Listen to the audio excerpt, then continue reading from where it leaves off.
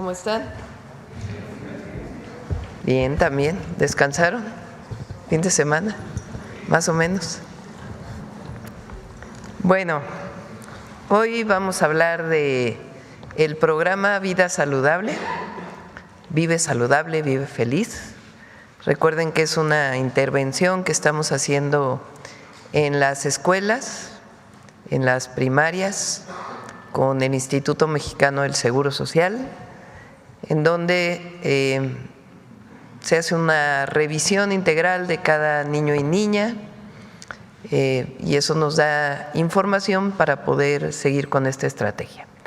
Se conjunta con el programa que ya no se permite la venta de productos chatarra en las escuelas, de alimentación saludable en las escuelas y algunas otras acciones muy importantes. Entonces, para ello está Mario Delgado, secretario de Educación Pública, y Zoé Robledo, director general del IMSS, que nos van a hablar de vida saludable. Está como todos los lunes Iván Escalante con Quienes Quieren los Precios, Diana Aurora con Humanismo Mexicano. Vamos a tener además un enlace para la inauguración del Hospital de Tuxtepec. Está Alejandro Schwartz y Salomón Jara, gobernador de Oaxaca. Es un hospital que recuerden que se hizo con el recurso de la venta del avión presidencial.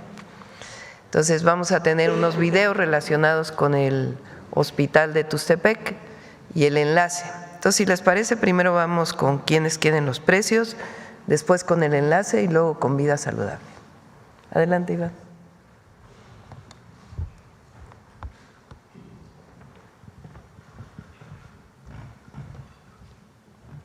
Con su permiso, Presidenta. Muy buenos días a todas y a todos. Iniciamos con el Quienes Quieren los Precios. Hay varias buenas noticias en este informe.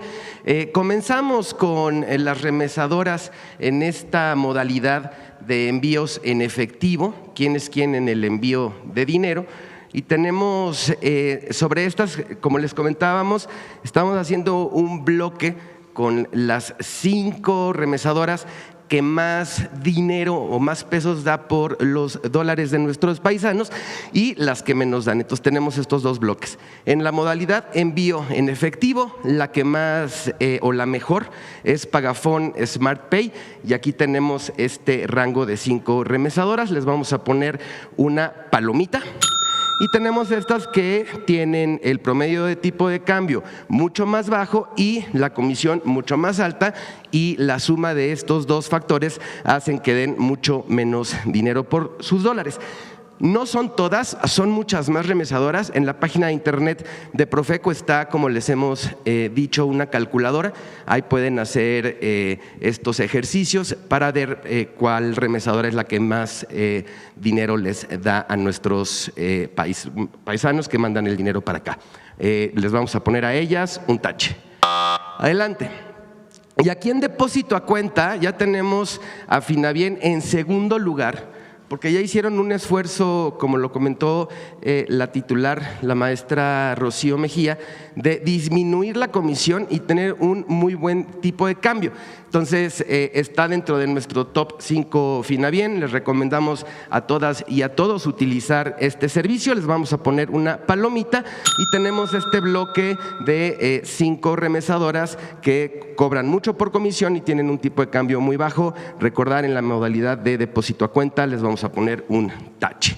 Y también recordarles que Finabien no solamente actúa como remesadora, sino también cualquier remesadora que utilicen los servicios pueden cambiar el recurso en alguna de las 1,700 sucursales de Finabien. Adelante, por favor. Bien, en nuestro monitoreo de precios de la canasta básica tenemos la más barata en esta bodega horrera Emilio Carranza en Saltillo, Coahuila, en 753,60. Le vamos a poner una palomita. Y la más cara, Walmart Tepeyac, en la alcaldía Gustavo Madero, Ciudad de México, 995 pesos. Le vamos a poner un tache. Y aquí viene otra buena noticia. Siempre hacemos un comparativo de 3 ciudades, pero aquí quiero destacar, y se hizo todo un esfuerzo. Ahora Superiste, las 11 sucursales de Superiste, ya tiene por fin la canasta básica en menos de 910 pesos, un gran esfuerzo de los compañeros de Dunia, del doctor Martí Batres. Ya está en promedio 893 pesos para que puedan ir a cualquier sucursal de estas 11 de Superiste. Tiene tortilla de maíz 100% nixtamalizada, leche liconza que se produce con un estricto control de calidad, y tienen un programa de productos perecederos adquiridos con proveedores locales, impulsando la economía nacional. Entonces queríamos compartirles esta noticia. Adelante. Nuestro monitoreo de gasolineras, en precios, las que dan precios justos, encontramos esta de G500 en San Mateo Atenco, Estado de México, 23 pesos con 12 centavos. Aquí en cada una de las regiones cuánto da el precio por el litro, destacando por supuesto que ninguno está arriba de los 24 pesos y el margen de ganancia que tiene la estación siempre está por debajo de los 2 pesos por litro. Adelante. Perdón, palomita. Y ahora todavía las que se siguen volando la barda con los precios, esta de Zapopan, Jalisco, Red Petrol 24,99, pero también detectamos esta en Emiliano Zapata, Veracruz, que gana 5 pesos con 14 centavos por litro de gasolina. Ya también lo reportamos, a todas ellas les vamos a poner un tache. Adelante. Bien, ya salió la revista del consumidor de agosto. Tenemos un estudio de calidad donde se analizaron 105 productos de la lista de útiles escolares. Es un estudio muy interesante. Lo vamos a dividir en 2 partes porque se hicieron análisis de plumas, lápices, gomas, cuadernos, muchos productos que integran, y tenemos por ejemplo aquí este comparativo, ¿no?, de 2 plumas. Aquí hay una marca que tuvo una calificación excelente en nuestros estudios y aquí una calificación buena, y la pluma buena es más cara que la que tuvo calificación excelente. Entonces ahí está el enlace, pueden consultarlo, es gratuito. Adelante. Y aquí están el mismo ejemplo: gomas de borrar, lápices y cuadernos. La siguiente semana 46. Vamos, perdón. 9 pesos una goma y 46 pesos. 9 pesos una goma y similares características, esta de 46, y las 2 tuvieron calificación de excelente. Aquí por ejemplo el lápiz, excelente, 2, 4, 7 pesos. Ahorita la que sigue, el viernes un compañero reportero le sugirió a la presidenta hacer un quién es quién en los precios de los útiles escolares, y aquí está. Está disponible, es un monitoreo que desde el 16 de junio se hace de casi 700 productos referentes al regreso a clases. Aquí ponemos algunos ejemplos: precio mínimo, precio máximo de cada uno de estos artículos, precio promedio. En la página de internet pueden hacer toda la consulta. En este caso venimos a presentar bolígrafos, lápices, pero también tenemos quién es quién en mochilas, en zapatos escolares, varios artículos. Aquí están los cuadernos, pero miren, por ejemplo, tenemos un cuaderno que puede empezar costando 22 pesos con 50 centavos y hay cuadernos que cuestan más de 250 pesos. Entonces, bueno, son distintas características, distintas calidades. Ahí están los precios mínimos y máximos de las gomas de borrar. Y recordarles, el sábado 16… 10 pesos de diferencia entre el mismo cuaderno. Sí, miren. El mismo cuaderno puede costar en una tienda 34, en otra 51, 73 pesos, 129. Entonces es bien importante esta herramienta para las familias, para que puedan revisar y decir, bueno, en este establecimiento cuesta mucho más barato el mismo producto. Entonces, recordarles que la feria de regreso a clases se va a llevar a cabo el sábado 16 de agosto, 50 expositores dando precios más baratos que los de acá, entonces pueden acudir, es completamente gratuito el acceso, y a partir de hoy y hasta el 31 de agosto inicia un operativo especial de vigilancia sobre precios de artículos de nuestra lista de útiles escolares. Adelante. Bien, terminamos con nuestros consejos Profeco de la semana. 1, recuerda que con Finabien, además de funcionar para que te envíen tu dinero, puedes cobrarlo en algunas de las 1,700 sucursales que hay en el país.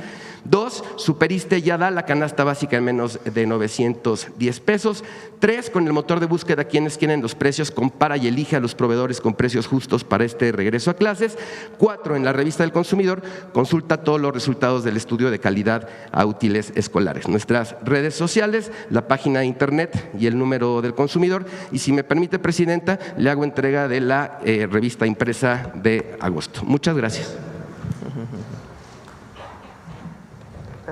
Gracias, Presidenta. Gracias. Bueno, vamos con los enlaces. Buenos días. Muy buenos días, Presidenta. Muy buenos días a todas y a todos. Salomón. Buenos días, muchas gracias, Presidenta. La saludamos desde aquí de la cuenca del Papaloapan, desde Tuxtepec, Oaxaca, en donde ya estamos listos para el arranque de la primera etapa de operación del nuevo hospital de especialidad de Tuxtepec. Así lo anunció usted, Presidenta, en su visita del día sábado 19 de julio, hace apenas un par de semanas. Y hoy este hospital es un nuevo compromiso cumplido y un ejemplo de lo que se puede hacer cuando se priorizan las necesidades del pueblo. Más de 1.200.000 personas de 109 municipios, tanto del estado de Oaxaca como de Veracruz, serán beneficiados, Presidenta. A nombre de las oaxaqueñas y de los oaxaqueños, agradezco todo el apoyo y el amor que le tiene usted a nuestro estado para hacer realidad el ejercicio del derecho a la salud de todas y todos. Gracias también a nuestro querido expresidente Andrés Manuel López Obrador, quien decidió vender el avión presidencial que tenía la administración pasada, que Niobamba tenía, y que se pudo hacer 2 hospitales en Tlapa, Guerrero, y el de Oaxaca aquí en Tuxtepec. Este hospital va a beneficiar no solo a unos cuantos de Oaxaca, sino también del estado de Veracruz. Es un hospital que va a tener 46 especialistas, ya contamos con 46 especialistas, más 12 que se van a contratar ya en breve, tendríamos 58 especialistas, un hospital de 150 camas, 25 consultorios y tendría servicios muy importantes para todo, los que van a tener la posibilidad de tener estos servicios. Decía que vamos a tener pediatría médica, cirugía pediátrica, ginecología y obstetricia, atención perinatal, displasias, nutrición y dietética, etcétera, etcétera. Doctora, queremos agradecerle mucho y vamos a seguir trabajando de la mano con su gobierno y queremos decirle que aquí estamos para atender a nuestros hermanos, hermanas de Oaxaca, y muchas gracias, Presidenta, por esta atención. Gracias, Salomón. Alejandro. Con su permiso, Presidenta, muy buenos días. Como decía el señor gobernador, hoy 4 de agosto hacemos cabal cumplimiento a su instrucción, señora Presidenta, con la inauguración de este Hospital General, que como sabemos representa un símbolo de la recuperación de lo público y de la justicia social en salud. Solamente informarle, Presidenta, que ya tenemos una plantilla de 46 especialistas contratados. Estos especialistas van a poder atender 90 camas sensables, 60 no sensables, 25 consultorios de especialidad y 3 quirófanos. Hoy arrancamos con esta importante sustitución y se tendrán los siguientes servicios: pediatría, cirugía, medicina interna, ginecología y obstetricia, traumatología, neurología, cardiología y psiquiatría. También, Presidenta, informarle que también estamos inaugurando el primer tomógrafo de la región. No había tomógrafo en Tuxtepec, en toda la cuenca realmente no se había un tomógrafo de este nivel de resolución. También un mastógrafo digital, un servicio de ultrasonido endoscópico, endoscopía, anatomía patológica, diálisis e incluso quimioterapia ambulatoria.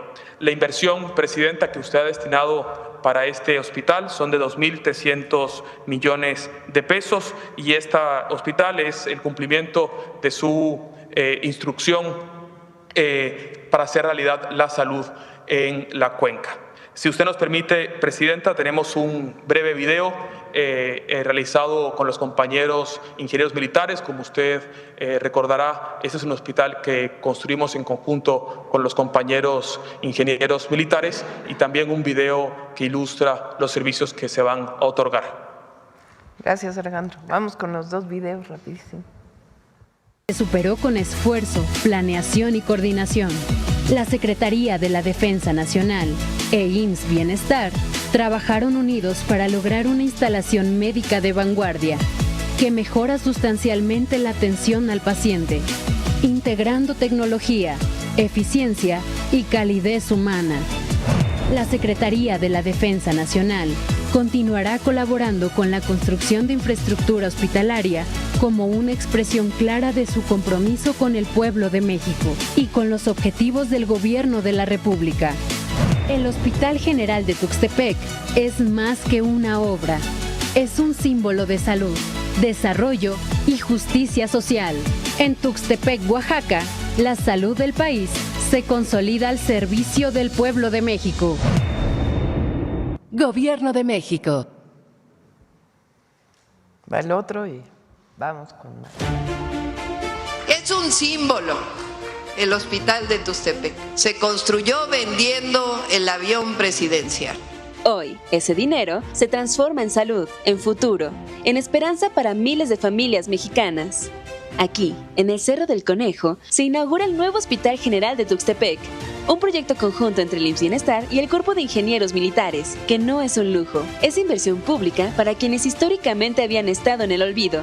Este hospital comenzó su construcción durante el gobierno del presidente Andrés Manuel López Obrador y es un compromiso cumplido con la presidenta Claudia Sheinbaum para beneficio de más de 1.200.000 personas de 109 municipios de Oaxaca y Veracruz. Cuenta con 150 camas, 25 consultorios, 3 quirófanos completamente equipados, 2 salas de parto de alto riesgo, 6 cubículos de trabajo de parto y 2 ambulancias listas para responder donde haga falta. Todo esto gracias a una inversión de más de 2.300 millones de pesos. Aquí, en San Juan Bautista Tuxtepec, la salud será más cercana y más humana. Esta nueva unidad médica brindará servicios en urgencias pediátricas, cuidados intensivos, imagenología, medicina interna y muchas más especialidades porque cada vida importa. La instrucción de la presidenta Claudia Sheinbaum es clara: que ningún quirófano esté cerrado, que ningún medicamento falte y que nadie quede sin atención médica por falta de equipo, personal o voluntad.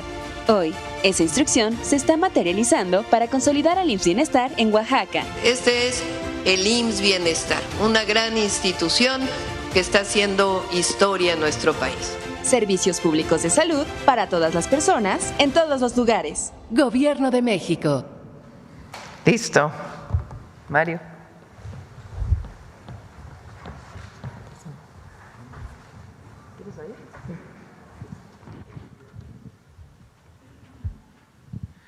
Muchas gracias. Buenos días a todas y todos. Con su permiso, Presidenta, vamos a dar un reporte de los avances de esta estrategia Vive Saludable, Vive Feliz. Adelante, por favor. Que es una estrategia que llevamos a cabo con el IMSS, con la Secretaría de Salud y con el DIF. Bueno, usted lo anunció, que es uno de los compromisos que las escuelas se conviertan en espacio para la prevención de la salud. Lo anunció el 25 de febrero pasado, adelante. Y arrancamos con esta estrategia el 12 de marzo, esta intervención en las escuelas, donde va un grupo de enfermeras, de personal del DIF, de la Secretaría de Salud, a hacer un tamizaje de los niños y las niñas. Adelante. En promedio tuvimos alrededor de 738 brigadas, con más de 7.700 brigadistas. ¿Cómo se integraba una brigada? Hay que recordar con enfermeras de la SEP, con promotores de la salud, de la Secretaría de Salud, con personal del DIF, de las Secretarías de Educación, de las Secretarías de Educación de los estados, de los sistemas DIF estatales también. Conformábamos esta brigada que iba escuela por escuela. Adelante. ¿De qué se trataba esta intervención? Medir peso y talla para calcular el índice de masa corporal y determinar si había sobrepeso o obesidad. También una plática de cepillado dental que dan las enfermeras del IMSS, también se les pone flúor y se detecta si tienen caries. Se hace una medición de la agudeza visual mediante la carta de Snellen y se da una plática sobre vida saludable, higiene personal, alimentación, actividad física. Adelante. ¿Cuánto logramos? Del 12 de marzo que iniciamos al 16 de julio, que terminó el ciclo escolar, tuvimos a casi 4 millones de estudiantes valorados en 27,409 escuelas. Nuestra meta son poco más de 12 millones, meta que vamos a cumplir durante el siguiente ciclo escolar. Pero ya fueron valorados casi 4 millones de niños y niñas. Adelante. Esta información va conformando el expediente digital de salud escolar para cada niño y cada niña. Tenemos el registro electrónico en un sistema extraordinario que desarrolló el IMSS y ahora el director del IMSS va a presentar algunos de los resultados que arroja esta plataforma con esta información tan valiosa que tenemos de cada uno de los niños y de las niñas. Adelante. Una vez que se hizo esta jornada, se dan los resultados, el informe de resultados. Se genera un informe para los padres y madres de familia, diciéndoles cómo andan sus hijos, si presentan signos de obesidad o de sobrepeso, si se considera con el examen de la carta de Snellen que su hijo potencialmente puede necesitar lentes, o si tiene caries. En todo se les dice a dónde ir, a qué clínica del IMSS o del sistema de salud asistir para que tengan esta atención. Adelante.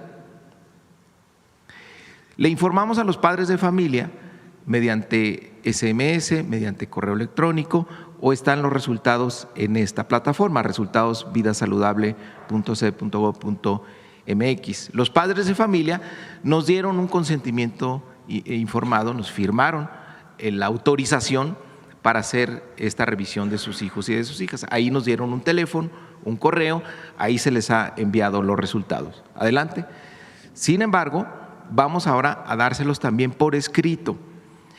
En el proceso de inscripción o reinscripción, cuando entreguemos los libros de texto, también cuando convoquemos a los padres de familia a nuevas asambleas, y vamos a poner, Presidenta, un cartel en cada escuela que ya fue, digamos, visitada, para que los padres y madres de familia se enteren que ya hubo ahí la visita de vida saludable y que tienen sus resultados. Se les va a dar por escrito. Adelante.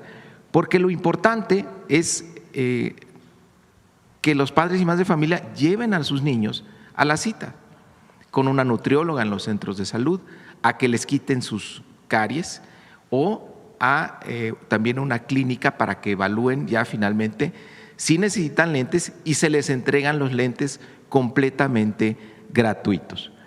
Es importante que lleven a sus hijos a las citas porque 4 de cada 10 tienen sobrepeso o obesidad. El director del IMSS va a dar detalles muy específicos sobre estos primeros resultados. 4 de cada 10 tienen algún problema visual y 6 de cada 10 tienen caries. Esto es importante e influye mucho en el desempeño académico de los niños y de las niñas. Adelante. Entonces, en el informe de resultados viene a qué clínica deben de asistir. Viene marcado perfectamente, viene también un teléfono para que puedan preguntar, para que se hagan la cita y que asistan. Ahora, lo más importante, la salud de nuestros niños y nuestras niñas es una tarea de todos. El gobierno ya está haciendo esta labor de revisarlos, de tener un diagnóstico de ellos. Ahora le toca a los padres y madres de familia llevarlos a las clínicas para que se cierre esta atención y efectivamente veamos un impacto en la salud de nuestros hijos y nuestras hijas, que es lo que busca la Presidenta de la República. Adelante. Bueno, estamos listos para el siguiente ciclo escolar. Hemos aprendido mucho en esta primera etapa. Vamos a lograr la meta del 100%. Pedirle a los padres de familia que asistan a las asambleas informativas. Antes de ir la brigada, se convocan a los padres y madres a una reunión. Los maestros nos ayudan, son clave en esto, para informarles a los padres de familia qué va a ocurrir. También se les entrega el consentimiento informado y pedirles que los niños no falten el día que se va a realizar la visita. Estamos listos para el siguiente ciclo a partir del 1 de septiembre. Adelante. La otra estrategia, esta es la intervención directa en la escuela. También va acompañada de que ya no se venda comida chatarra en las escuelas. Desde el 29 de marzo iniciamos con esta política. Adelante, preparamos a los responsables de vender los alimentos en las escuelas, les preparamos una guía detallada de qué se puede, qué no se puede vender, por qué es importante hacer esta transición hacia una alimentación saludable en las escuelas. Adelante. También se han dado capacitaciones, más de 1.900.000 visualizaciones, son capacitaciones virtuales y también presenciales, con más de 100.000 asistentes. Nos ha ayudado los especialistas del DIF, de UNICEF, de la COFEPRIS y de la Secretaría de Salud para revisar los contenidos de lo que se les da a los responsables de cooperativas escolares en estos cursos. Adelante. Pero también los maestros se han formado en esta materia. Tenemos a 11.131 docentes inscritos en seminarios, además que tienen valor curricular en la Dirección General de Formación Continua para Docentes. Y tenemos de manera permanente en Aprende, en el canal de televisión Aprende, seminarios para hablar sobre Vive Saludable, Vive Feliz. Adelante. Pero quisimos evaluar cómo vamos, qué ha ocurrido al interior de las escuelas. Hicimos una encuesta con supervisores, con los directores de las escuelas, es decir, bueno, ¿qué ha pasado con esta disposición? Y la verdad es que tenemos muy buenos resultados. No solo cuando visitamos las escuelas vemos ya la transformación en las cooperativas, sino que tenemos datos que sustentan esta afirmación. Se realizó esta encuesta en educación básica y media superior. Tenemos 88.478 escuelas que nos respondieron este instrumento de medición. Adelante.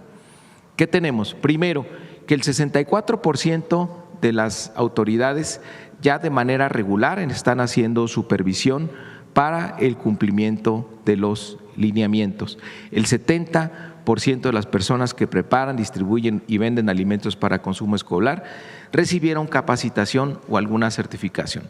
Los números que vimos antes, el esfuerzo que se está haciendo por capacitarlos, ahí está reflejado. El 70% de los que venden ya tienen algún tipo de formación. Adelante.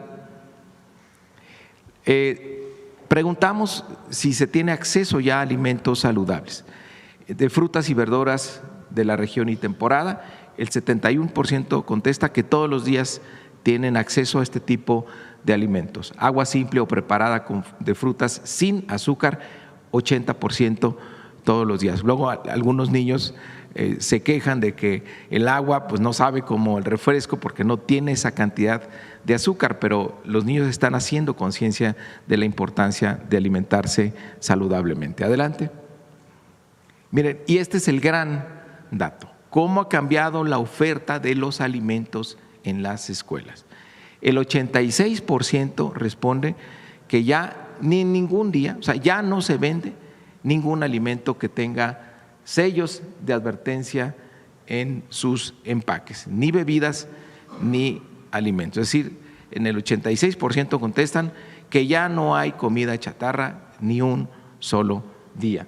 Y tampoco alimentos preparados en las cooperativas que usen ingredientes con sellos o leyendas de advertencias. Este número, la verdad es que es muy importante, muy relevante, porque estamos logrando esta transición en los contenidos alimenticios, en las cooperativas, en las escuelas, muy rápido. Iniciamos en marzo y ahora estamos con este porcentaje. Sí es una realidad que se está sacando la comida chatarra de las escuelas. Adelante. Bueno, la presidenta nos dijo, a ver, necesitamos dar información de qué se puede y qué no se puede, porque luego hay mucha confusión de si se puede vender esto, si no se puede vender esto. Entonces hemos elaborado 36 cápsulas breves en redes sociales, trajimos aquí algún ejemplo, si nos autoriza podemos pasarlas, dura 30 segundos, y también se está elaborando un recetario escolar. La verdad es que está buenísimo porque las propias cooperativas nos dan sugerencias de lo que preparan en la escuela, las escuelas que tienen desayunos escolares, de cómo preparan estos alimentos, y la verdad es que está buenísimo porque demuestran que comer saludable también es rico. Entonces, si nos autoriza, vemos una de las… con Zoé. Con Zoé y después, luego, ok. sí. Adelante. ¿Quieres aquí? De este lado para hacerlo más rápido. Gracias, presidenta. Muy buenos días a todas y a todos. Bueno, como ya lo ha comentado el secretario de Educación, es uno de los compromisos de la presidenta hacer de los espacios escolares, también de los centros de trabajo, espacios saludables y de promoción de la salud y de mejores hábitos. Si nos ponen la primera, como ya se ha mencionado, el esfuerzo es en todas las escuelas primarias públicas de nuestro país, más de 90,000, para llegar a casi 12 millones de niñas y de niños. Ahora, algo importante frente a otros esfuerzos que se habían hecho en otros momentos, tiene que ver con 4 elementos. Primero es que este es el primer esfuerzo nacional. Había habido esfuerzos estatales de tamizaje, sobre todo de peso y talla, pero nunca se había hecho un esfuerzo a nivel nacional de todas las escuelas primarias públicas. El segundo elemento es que lo que se hacía para medir y saber el estado de salud de las niñas y de los niños era a través de encuestas, la ENSANUD sobre todo, pero no había un registro nominal niña por niña y niño por niño. Por eso el tercer elemento es clave, el expediente que se va conformando y al que tienen acceso las papás, las mamás, los papás y los tutores. Y además el seguimiento y la vinculación con su centro de salud, la unidad de medicina familiar o lo que vaya correspondiendo también por la proximidad de donde viven las niñas y los niños. Tenemos los primeros resultados, si nos pasan la siguiente, de los primeros 67 días de intervención, de marzo a julio, 27,000 escuelas primarias de todo el país, 3,940,000 niñas y niños, sobrepeso, talla, salud bucal y salud visual. La siguiente, por favor. ¿Cuáles son los primeros resultados? Ya se ha mencionado. 1 de cada 2 niños tiene un peso fuera de rango. ¿Qué significa esto?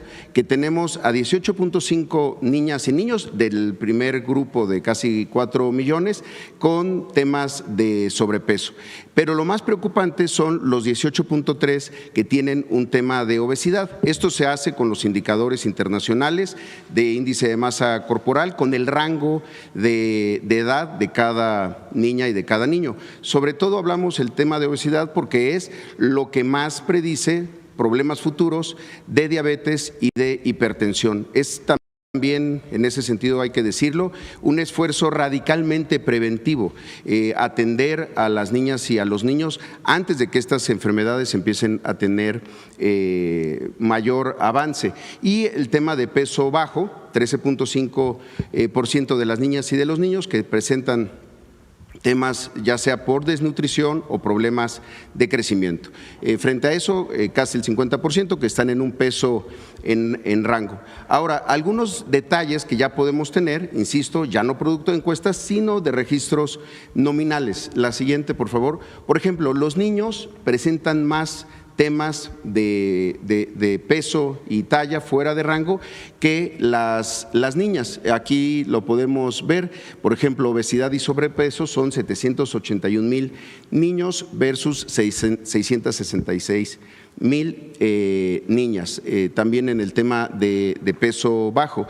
Y un primer dato muy interesante es el que sigue, que es, lo medimos también por nivel escolar, por el grado en el que están. Si nos pasan la siguiente, y como podemos ver, como estamos haciendo esto en primarias, pues de primero de primaria a sexto de primaria, conforme van creciendo las niñas y los niños, obviamente esto se va incrementando. Por eso entre cuarto, quinto y sexto se sube mucho más el porcentaje de niñas y de niños que tienen algún tema de sobrepeso o de obesidad, frente a los de primero, segundo y tercero, que son porcentajes un poco menores. ¿Qué significa esto? Pues que mientras más temprano hagamos la intervención, vamos a poder evitar que las niñas y los niños sigan desarrollando estos temas, y sobre todo la estrategia que implementó la presidenta de sacar la comida chatarra, las bebidas azucaradas de los centros escolares, pues aquí demuestra cómo estaba afectando y cómo vamos a poder empezar a ver también mejores resultados en los siguientes años. La siguiente, por favor. Hicimos un primer ejercicio, todavía con los datos que se tiene, por estados, para identificar si había algún estado donde tengamos que poner mayor énfasis para los temas de alimentación. Y hay un primer dato curioso, que es la península de Yucatán, Campeche, Quintana Roo, Yucatán y también Tabasco presentan los porcentajes más altos, después estados como Baja California Sur, Baja California, Sonora. Pero sí hay un tema que nos va a permitir también diseñar mucho mejor tanto las estrategias de salud pública y obviamente también para la Secretaría de Educación Pública. La siguiente tiene que ver con los temas de caries. Aquí se hizo un esfuerzo con la Secretaría de Salud, tomando un protocolo que se tiene internacional para la identificación de caries y también las intervenciones de la aplicación del flúor.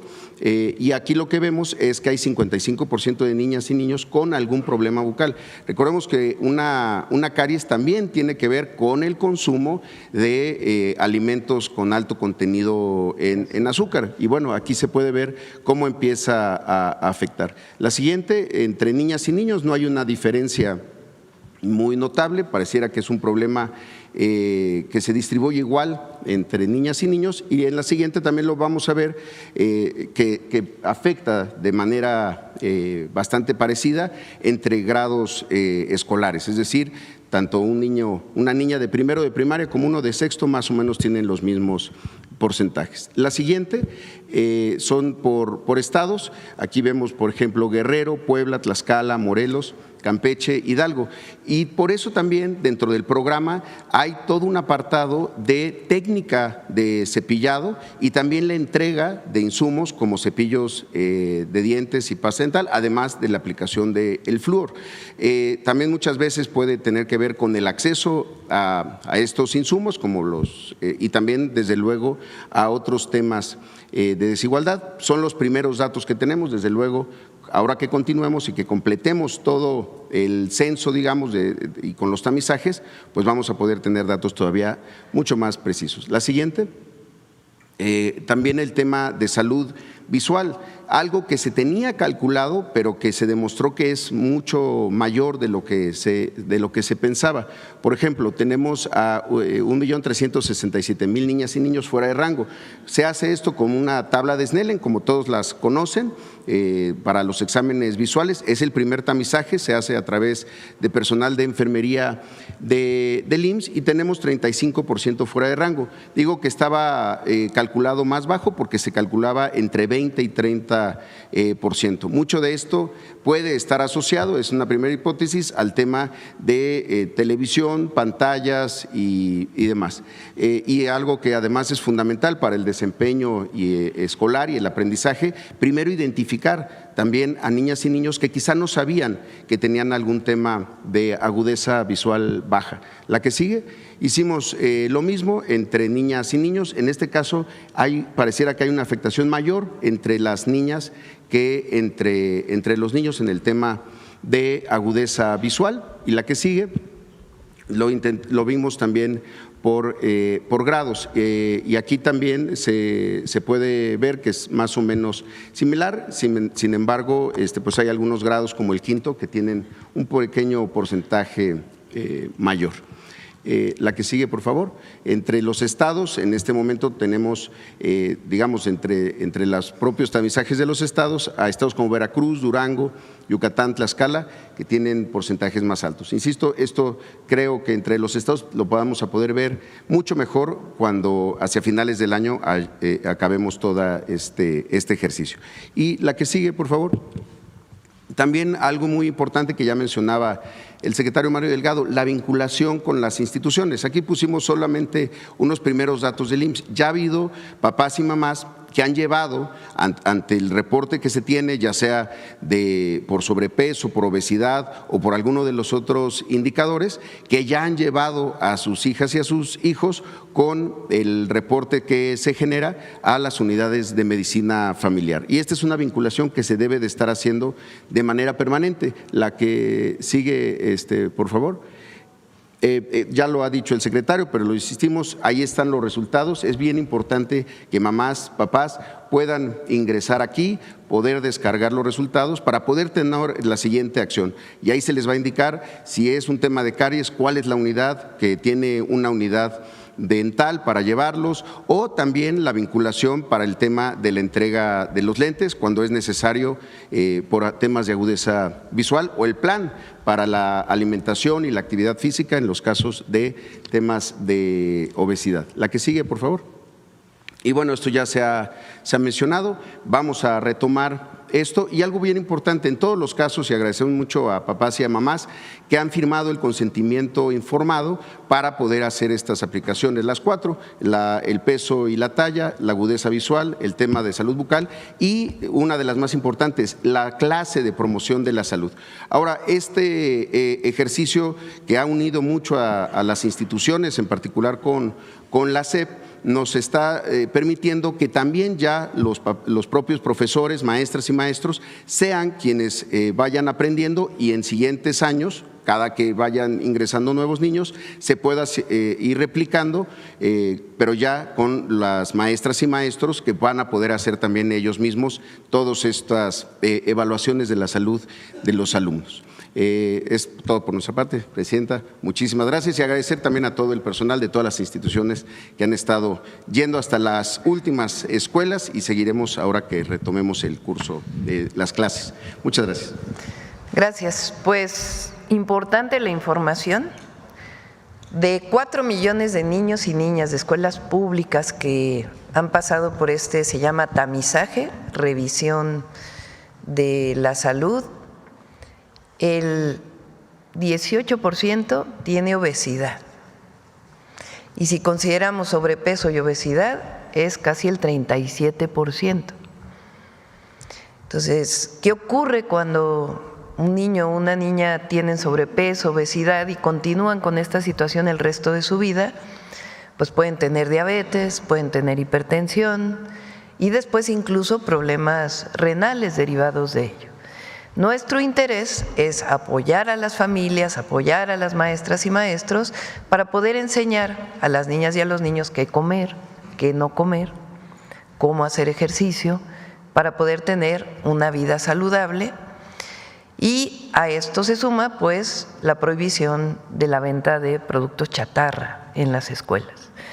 La obesidad, el sobrepeso puede tener un problema de otro tipo de enfermedades y por eso se le da la hoja a los padres y madres de familia para que vayan al centro de salud a una revisión mayor de sus hijos, o puede ser sencillamente por consumo excesivo de azúcares, consumo excesivo de refrescos, consumo excesivo de comida con grasas saturadas. Entonces es muy importante el programa porque al final no es la atención a la salud solamente cuando alguien se enferma, sino la prevención, poder construir una vida saludable, una vida con bienestar. Entonces, ahora que regresen a la escuela, se les va a entregar de manera personal el historial de salud o el resultado de este análisis a todas las padres y madres de familia. Ahora, en el caso de que se vea que tienen algún problema visual, que no vean bien los niños y las niñas, que tengan miopía o algún problema, se les da la orientación para que vayan a una clínica privada o pública. Nos están ayudando también clínicas privadas, ahí se les hace el examen completo y se les dan unos lentes gratuitos para que no tengan problemas de aprendizaje. Entonces es un programa muy completo y el objetivo, vamos con 4 millones, ahora que entren a clases en septiembre, pues vamos a ir con el resto de los niños y las niñas y además pues darles el expediente a cada padre y madre de familia para que entre todas y todos pues ayudemos a una vida saludable de nuestras niñas y niños. Bueno, este es el resultado del programa y ahora sí vamos a las preguntas. A ver aquí.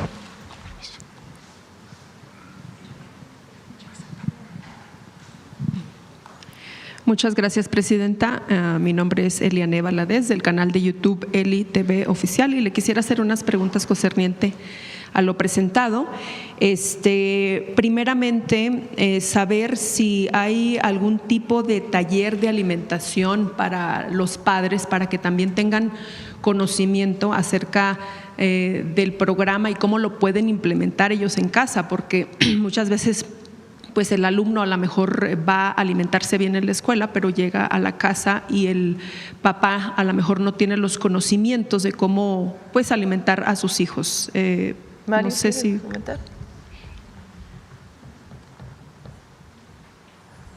Sí, tenemos mucha información preparada para los padres, madres de familia en el sitio de Vive Saludable, Vive Feliz.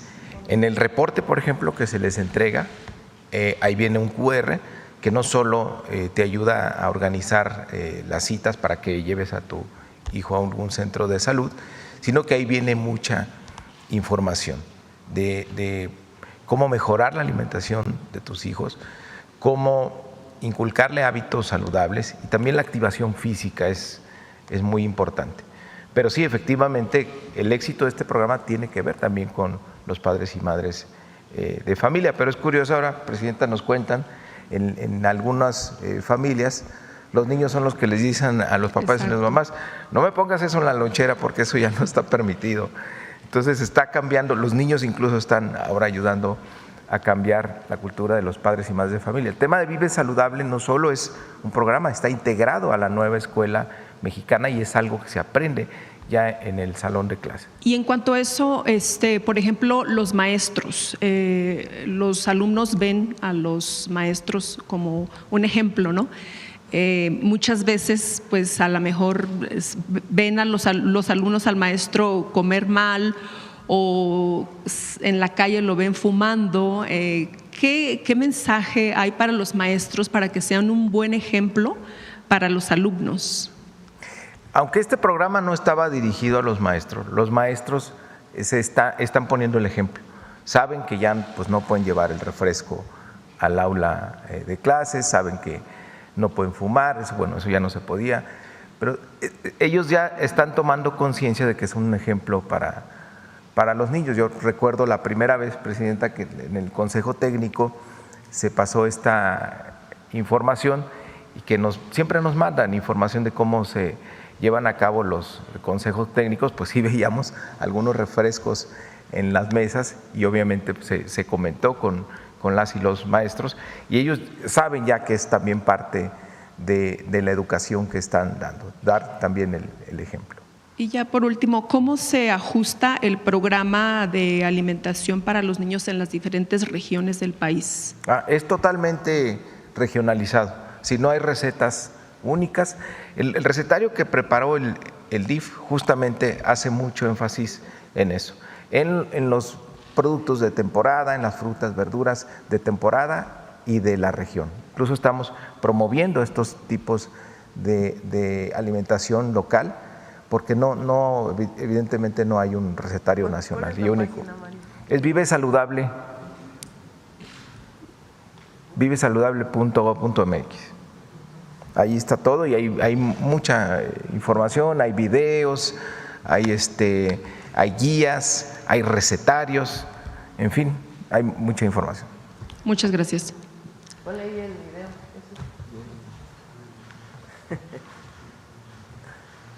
A ver si tiene sonido. Saludable. A partir de marzo de 2025, en las escuelas ya no habrá más comida chatarra. Ahora se consumirán alimentos más nutritivos y de temporada. Además, se fomentará la actividad física y el cuidado de la salud. Entre todas y todos formaremos una infancia más feliz y activa. Vive saludable, vive feliz. Gobierno de... Ahí vienen desde recetas, información, y se está alimentando permanentemente. Profeco también nos ayuda, por cierto. Sí. Muchas gracias, presidenta. Aquí vienen los platillos. Bueno, adelante. Muchas gracias, presidenta. Ya en otra pregunta sería en cuanto a lo de Israel Vallarta. Pues a su salida, ya que está libre, se ha generado mucho debate, especialmente en las redes sociales, y pues muchos esperaban que el comentarista, el reportero, el periodista Loret de Mola, pues saliera a hablar, a explicar o a decir algo, ¿no? Y lo que hizo fue pues irse de vacaciones. ¿Cuál es su opinión acerca de esto? Que pues es una exigencia más que nada, ¿verdad?, de justicia del pueblo de México ante lo que pasó. Bueno, es importante aclarar porque esta persona, Israel Vallarta, que estuvo 20 años en la cárcel sin sentencia, una jueza, porque es importante, porque a veces la oposición, los adversarios defienden al Poder Judicial y a veces no, ¿verdad?, el actual. Una jueza, con sus propios criterios, decide liberarlo. Eso es importante porque no lo liberó ni la presidenta ni el gobierno de la República, sino fue una jueza que, de acuerdo a lo que he leído en los medios, porque no conozco la sentencia, lo que dice es que se aplicaron los mismos criterios que para Florence Cassés, que ya había sido liberada hacía tiempo, donde incluso intervino la Corte. Entonces, es lo que dice la jueza. Entonces, después de 20 años, esta persona, Israel Vallarta, sale y ha hecho declaraciones y ha estado en entrevistas en muchísimos medios de comunicación. ¿Qué fue lo que dijimos nosotros el viernes? No se nos puede olvidar cómo fue el montaje de televisión donde esta persona fue detenida, porque fue un montaje reconocido ya por el propio Loret de Mola y reconocido incluso por la televisora. Fue un montaje articulado, pues, por lo menos, por un conductor de televisión, por Loret de Mola. Entonces, él ha hablado ya de este tema, además, en otras ocasiones, pero todos los jóvenes deberían verlo porque está en todas las redes sociales, el momento de la detención. Cárdenas Palomino está detenido por tortura de ese caso en particular. Entonces, ¿qué es lo que vale la pena? Más allá de incluso dije, respeto yo a la Fiscalía que tenía otras interpretaciones y otros casos. Lo que vale la pena es ver cómo se manejaba la justicia en aquellas épocas, en la época de Felipe Calderón y del renombrado, ultrarrenombrado secretario de Seguridad Pública de Felipe Calderón, hoy preso en Estados Unidos por sus vínculos con el narcotráfico, García Luna, que hizo un montaje en la televisión para supuestamente demostrar qué buenos eran ellos para atender la situación de secuestro. Que, por cierto, hay otros temas relacionados con el propio García Luna, vinculados con los temas de secuestro de aquella época, de los que se ha hablado poco. Entonces, es muy importante que se recuerde cómo era la situación en aquella época, donde ningún medio de comunicación, por cierto, en aquella época dijo nada. Ahora sí, todos entrevistan a Israel Vallarta, todos, porque todos lo están entrevistando. Pero en aquella época no dijeron nada. Algunos dicen por temor, algunos dicen por no conocimiento, Pero lo cierto es que se hizo un gran montaje televisivo con tortura vinculada en aquella época. Y ahí está la foto de, ¿por qué no la ponen? Cárdenas Palomino hoy preso, García Luna hoy preso, y el entonces presidente espurio, Felipe Calderón. Sí es espurio porque llegó con un fraude electoral, hay que decirlo con todas sus letras. No hay que guardarse las cosas porque la historia es la historia, dándole premios. ¿Ya saben dónde se encuentra Palomiño? Porque Israel Vallarta dijo que lo habían sacado, pero no se sabía dónde se lo habían llevado. Ahí el Gabinete de Seguridad informa en qué centro de detención se encuentra.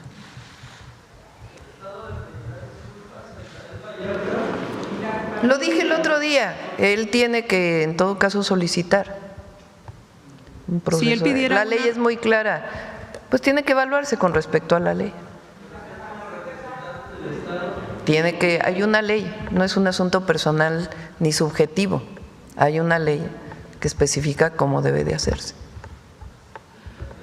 Aunque haya una ley, Presidenta, ¿usted estaría dispuesta a reunirse con él? Hay una ley primero. No, ¿para qué me voy a reunir? No.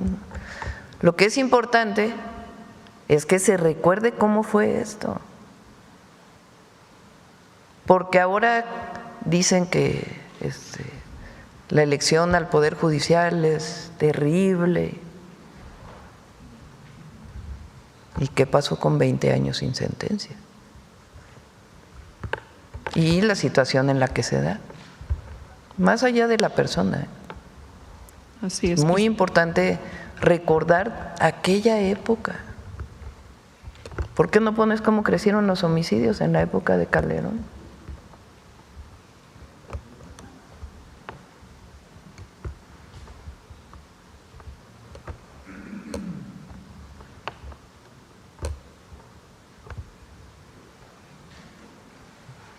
Se entra Calderón en 2007 con 8.867 homicidios.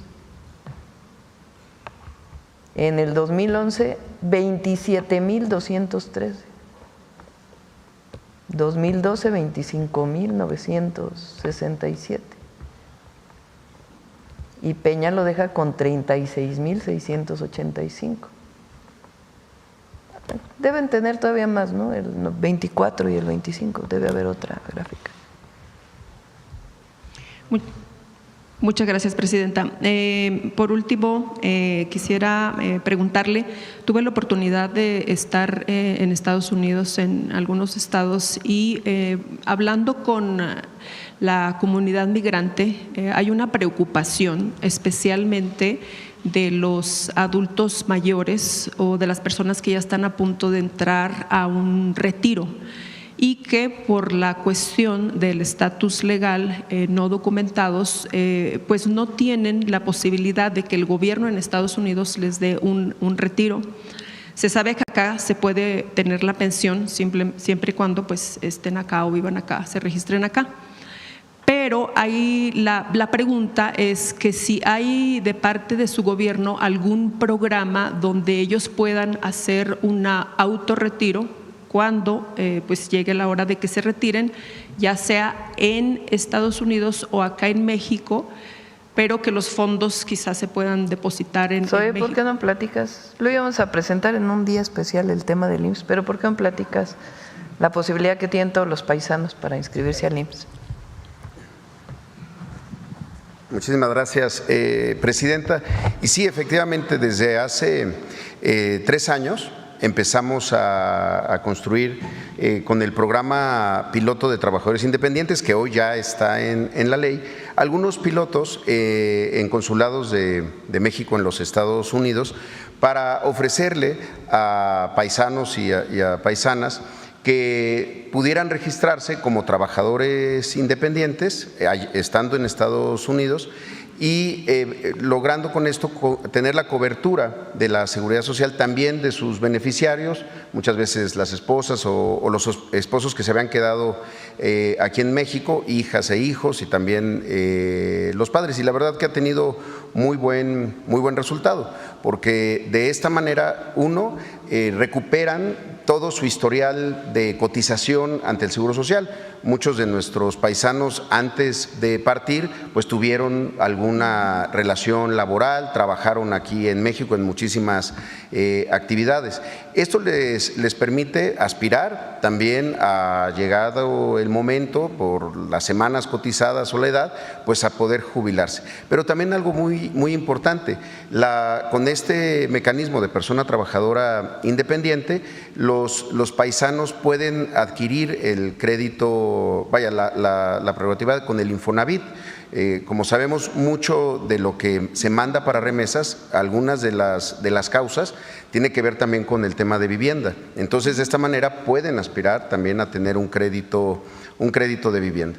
El piloto tuvo mucho éxito, tenemos cerca de 15,000 personas ya registradas, 2,000 ya se han logrado incluso pensionar, estando ellos allá, pero también en muchos casos hay quienes quieren regresar a nuestro país ya en edad un poco más avanzada, y esto les permitirá tener toda la cobertura de aseguramiento, la parte de atención médica, pero también la pensión. Entonces, la verdad que es un buen modelo, y que también les permite a ellos mantener ese vínculo con sus familiares que se quedan en México, y pensar en un eventual retorno que pues sea de mucho mejor manera, más digna a la hora del retiro. ¿Crecerá más allá de ser un programa piloto? No, ya no es piloto, digamos, ya está en la ley del Seguro Social el mecanismo de registro como persona trabajadora independiente.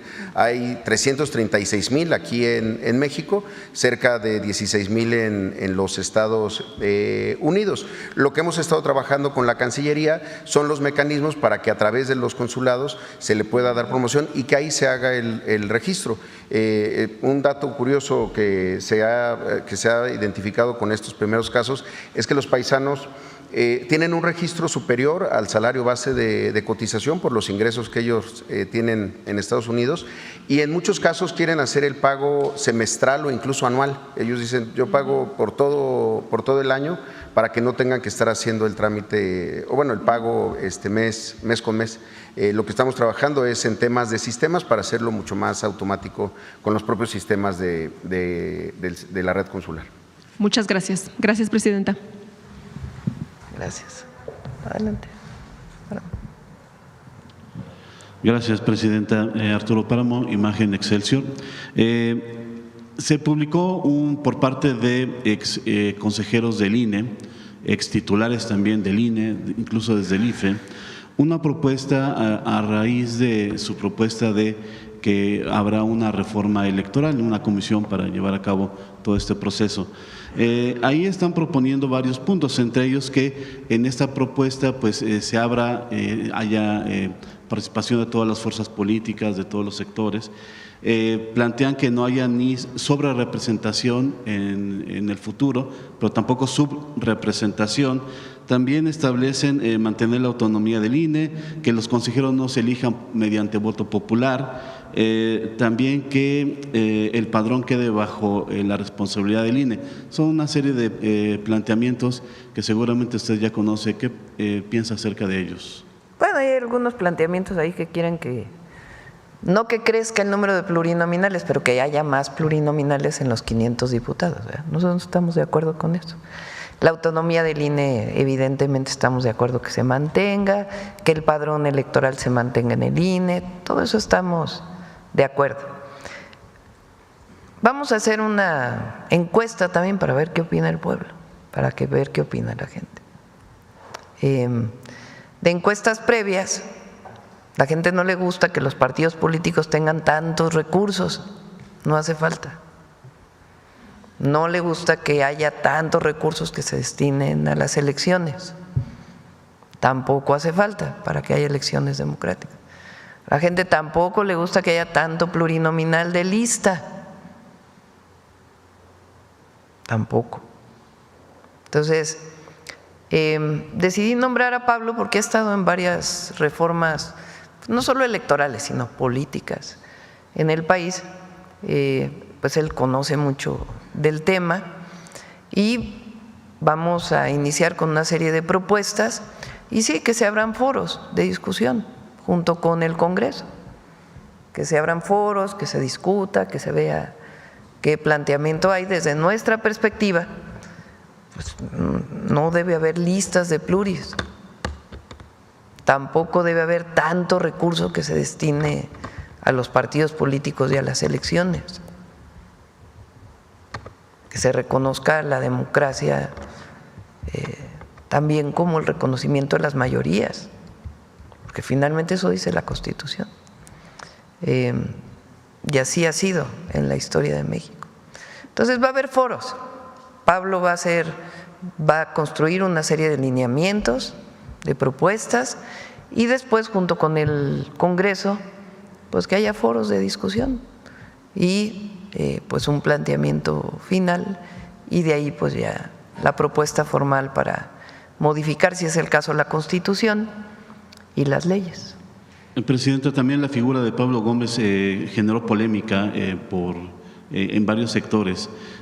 No se le ve como un garante de que este proceso vaya bien encauzado. No, pues sí, hay algunos que no les gusta, pues sí. Ellos hubieran querido que nombráramos a lo mejor a, ¿cómo se llama el del fraude electoral del 2006? Ugalde, que anda ahí escribiendo y es muy reconocido por algunos sectores, el culpable, el responsable del fraude electoral del 2006, o algún panista o algún priista. No, Pablo es una persona de primera. Además, ha sido legislador varias veces, ya conoce muy bien la historia de las reformas electorales en el país. Presidenta, ¿quién sustituye a Pablo Gómez en la Unidad de Inteligencia Financiera? Omar Reyes, lo vamos a… hoy sale su semblanza, su biografía, y tiene que pasar por la comisión permanente para su aprobación. Es un hombre vinculado, un hombre muy inteligente, ahora estaba en el área de centros penitenciarios, también estuvo conmigo trabajando en la ciudad, primero en un área de inteligencia, después también estuvo de responsable de los centros penitenciarios, es especialista en inteligencia y es un muy buen perfil. Gracias, Presidenta. Ahorita comentó cuál será la ruta más o menos crítica de este proceso de la reforma. ¿Usted está planteando más o menos para qué momento del año estaría lista o sería hasta otro año? ¿En qué momento estaría ya preparada la versión final? Pues es algo que también tiene que determinar Pablo. Vamos a hacer un planteamiento general, ya que él lo coordine y que se abran foros de discusión, pero que participe la gente, no solamente los comentócratas, especialistas en temas electorales, sino que participe la ciudadanía. La encuesta que dijo que se va a aplicar, ¿se aplicaría cuándo y quién la aplicaría? Alguna de las empresas reconocidas que hacen encuestas en el país, con algunas preguntas. ¿Qué opinas de los plurinominales, por ejemplo? A ver qué contesta la gente.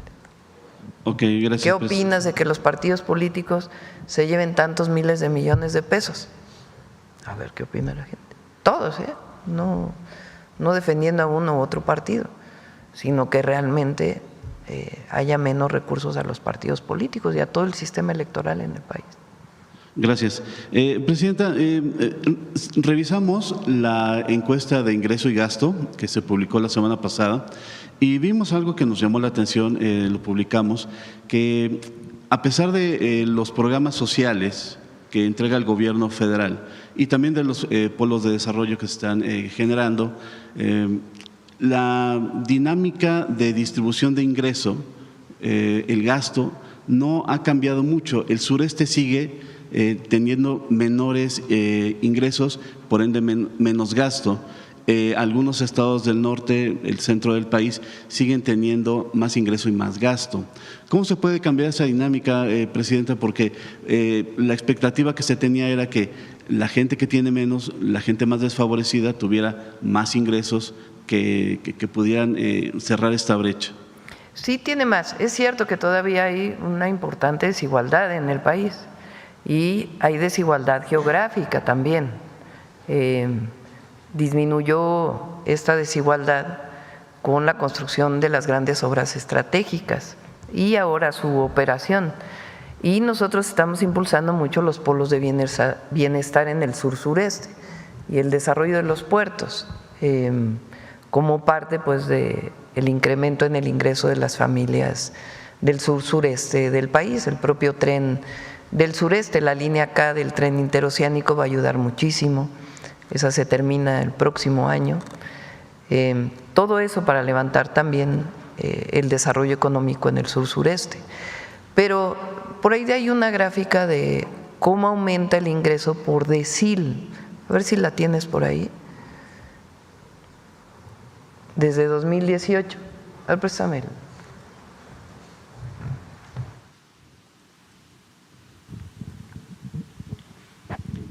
La encuesta ingreso-gasto de los hogares es una encuesta muy amplia que se realiza a un número muy importante de familias en el país y se hace cada 2 años. Entonces hay una línea, particularmente desde desde principios del siglo XXI, pero particularmente desde 2016 ya es representativa para muchos lugares del país. Antes era solamente representativa a nivel nacional, ahora ya hay representatividad de los estados. Entonces, lo que dice la encuesta ingreso-gasto es cuánto ha aumentado el ingreso de las familias.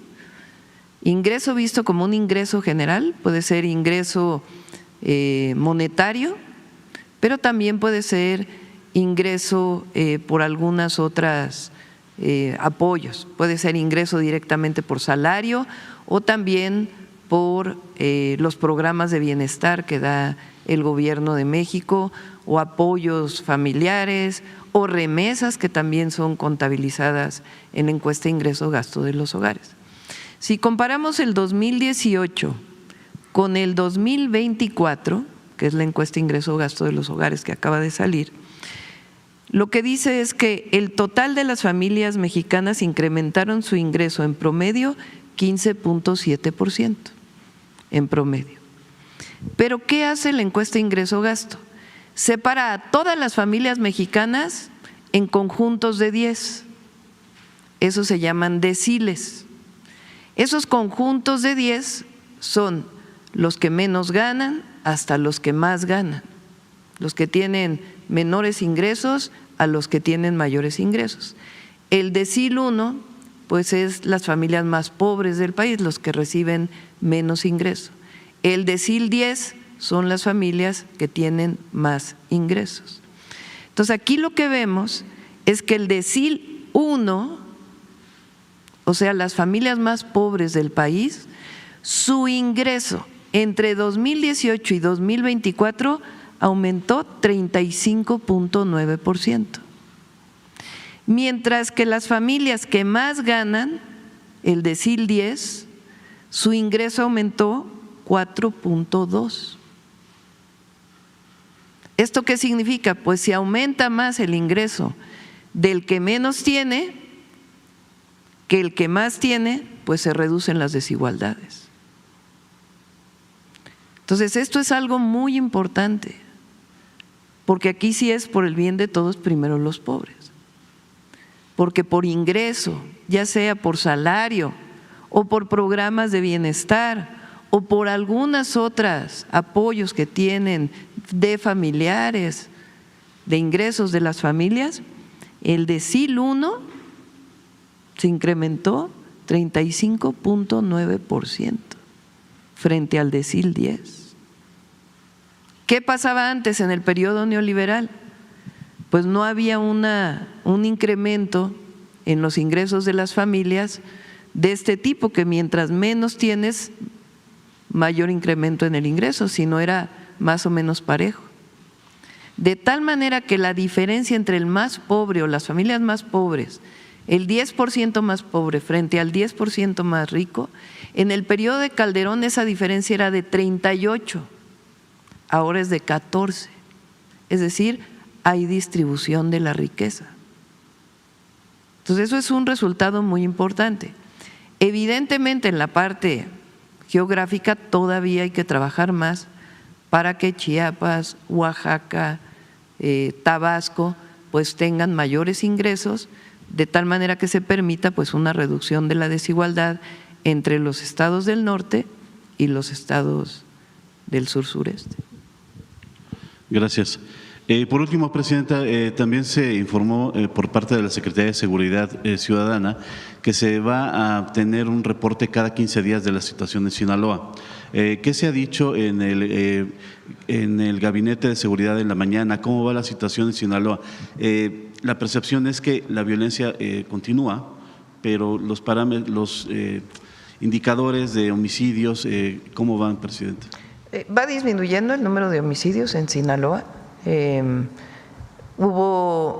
Había habido una disminución, después hubo un incremento y ahora nuevamente va disminuyendo. Es de hacer notar, por ejemplo, que en la encuesta del INEGI que acaba de salir de percepción de inseguridad, por ejemplo, en el caso de Mazatlán disminuye muchísimo la percepción de inseguridad. En el caso de Culiacán aumenta. Poco respecto al trimestre anterior, pero aumenta en Culiacán y en cambio en Mazatlán la gente se siente más segura, de acuerdo con la encuesta del INEGI. Entonces van a seguir yendo el Gabinete de Seguridad cada 15 días, no solo se reúnen con el gobernador, con el secretario de Seguridad, la procuradora, sino también con sectores de la sociedad de Sinaloa, desde empresarios hasta pequeños comerciantes y familias de Sinaloa. Y se está trabajando en el fortalecimiento, desde el fortalecimiento de la Policía Estatal y municipales hasta la presencia de la Guardia de la Defensa y la Marina. ¿Cuándo comenzará a verse un cambio en la dinámica del Estado? Es decir, han cerrado comercios, se ha ido gente y… bueno, por ejemplo, en Mazatlán depende de la zona de Sinaloa. Culiacán, pues, es, digamos, la que más ha vivido esta situación de violencia. También Mazatlán en alguna época y el sur también ha tenido, digamos, momentos mayores y menores. Pero la ocupación, por ejemplo, hotelera en Mazatlán está creciendo de manera muy importante. La llegada de cruceros nunca se ha detenido. Entonces, y en Culiacán se está ahora interviniendo pues de manera más integral. Entonces es nuestro compromiso con el pueblo de Sinaloa de que vamos a estar ahí, de que no nos vamos a ir. Y van a estar yendo cada 15 días el Gabinete de Seguridad para seguir apoyando y hablando con todos los sectores, escuchando qué necesidades, qué problemáticas, porque no solo son homicidios, hubo un momento de un incremento en robo de vehículo con violencia, eso ya también va disminuyendo. Extorsión también y me refería a la dinámica es recuperar la actividad económica, recuperar… Repito, depende de la parte de Sinaloa. Hay regiones que ya están recuperando de manera importante su actividad y otras que todavía nos faltan y vamos a seguir trabajando. Gracias. Sí. A ver, ahora por acá de este lado. A ver, la compañera que no ha preguntado desde hace rato anda. Gracias, Presidenta. Buenos días. Judith Sánchez Reyes de Perspectivas MX y Grupo Milet.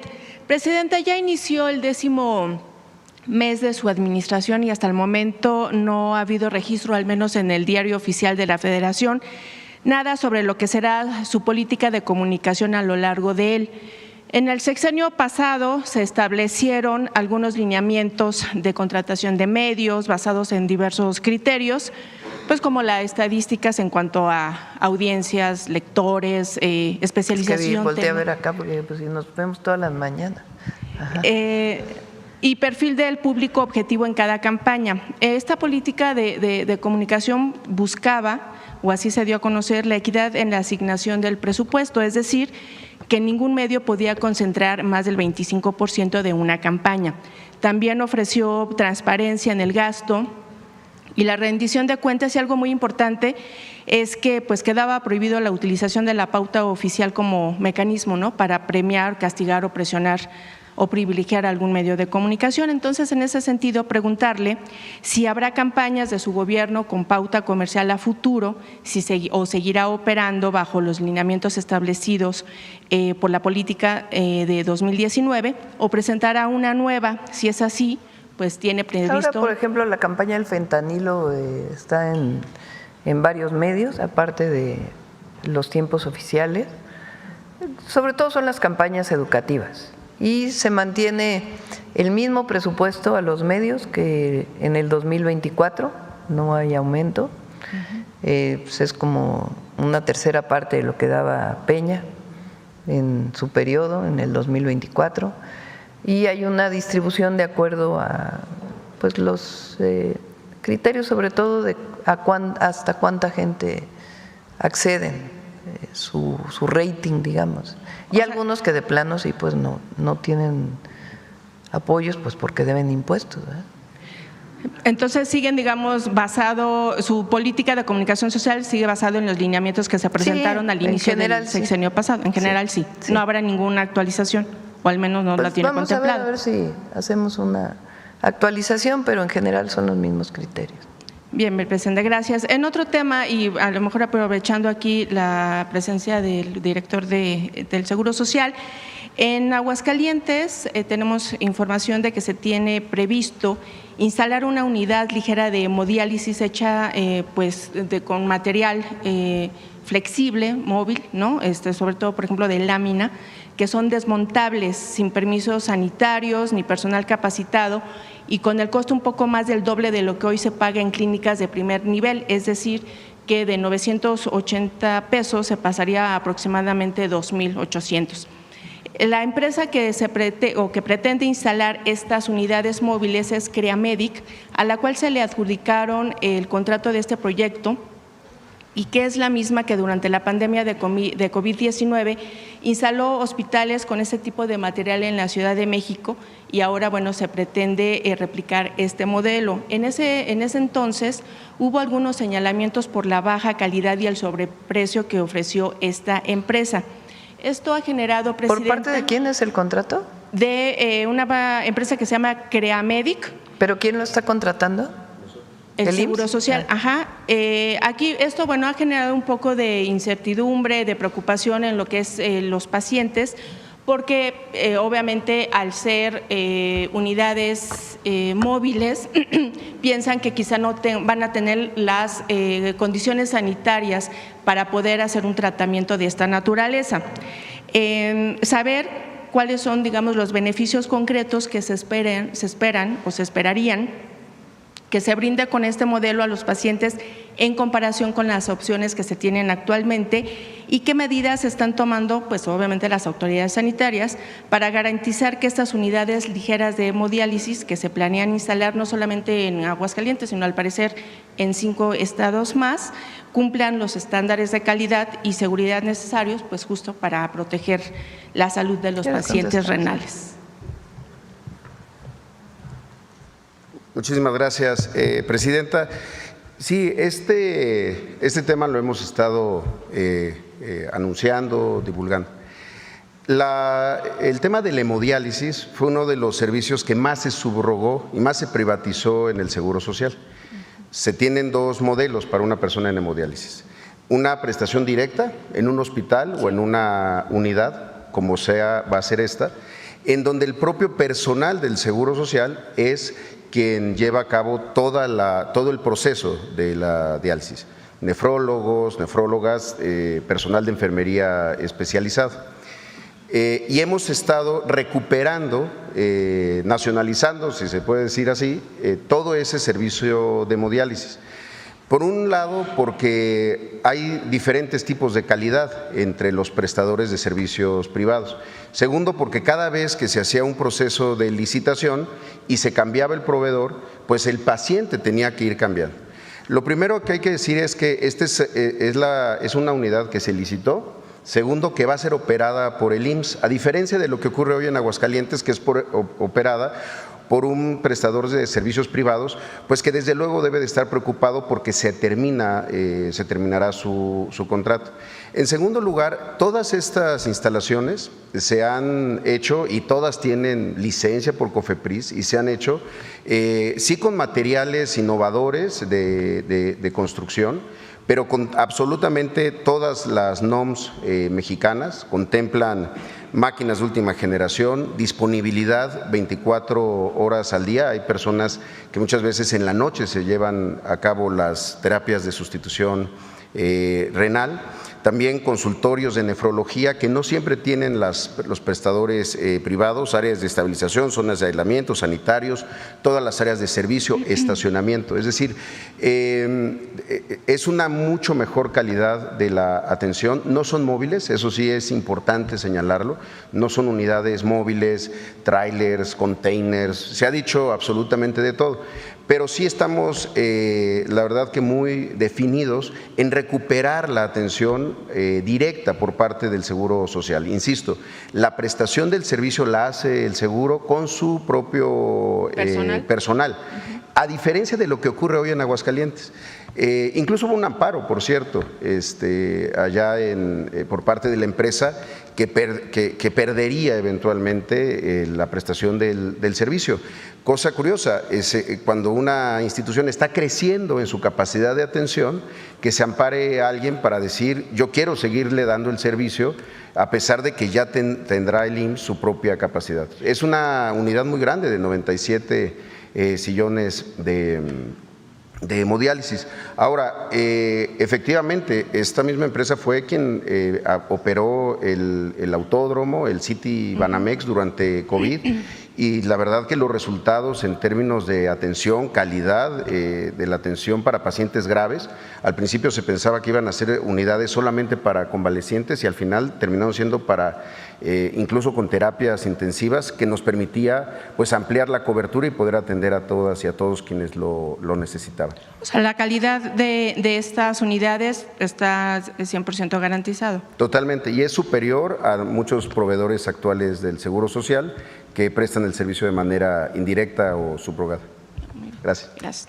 Presidenta, en otro tema, quizá un poco más local porque tiene que ver aquí de la Ciudad de México, pero creo que es importante.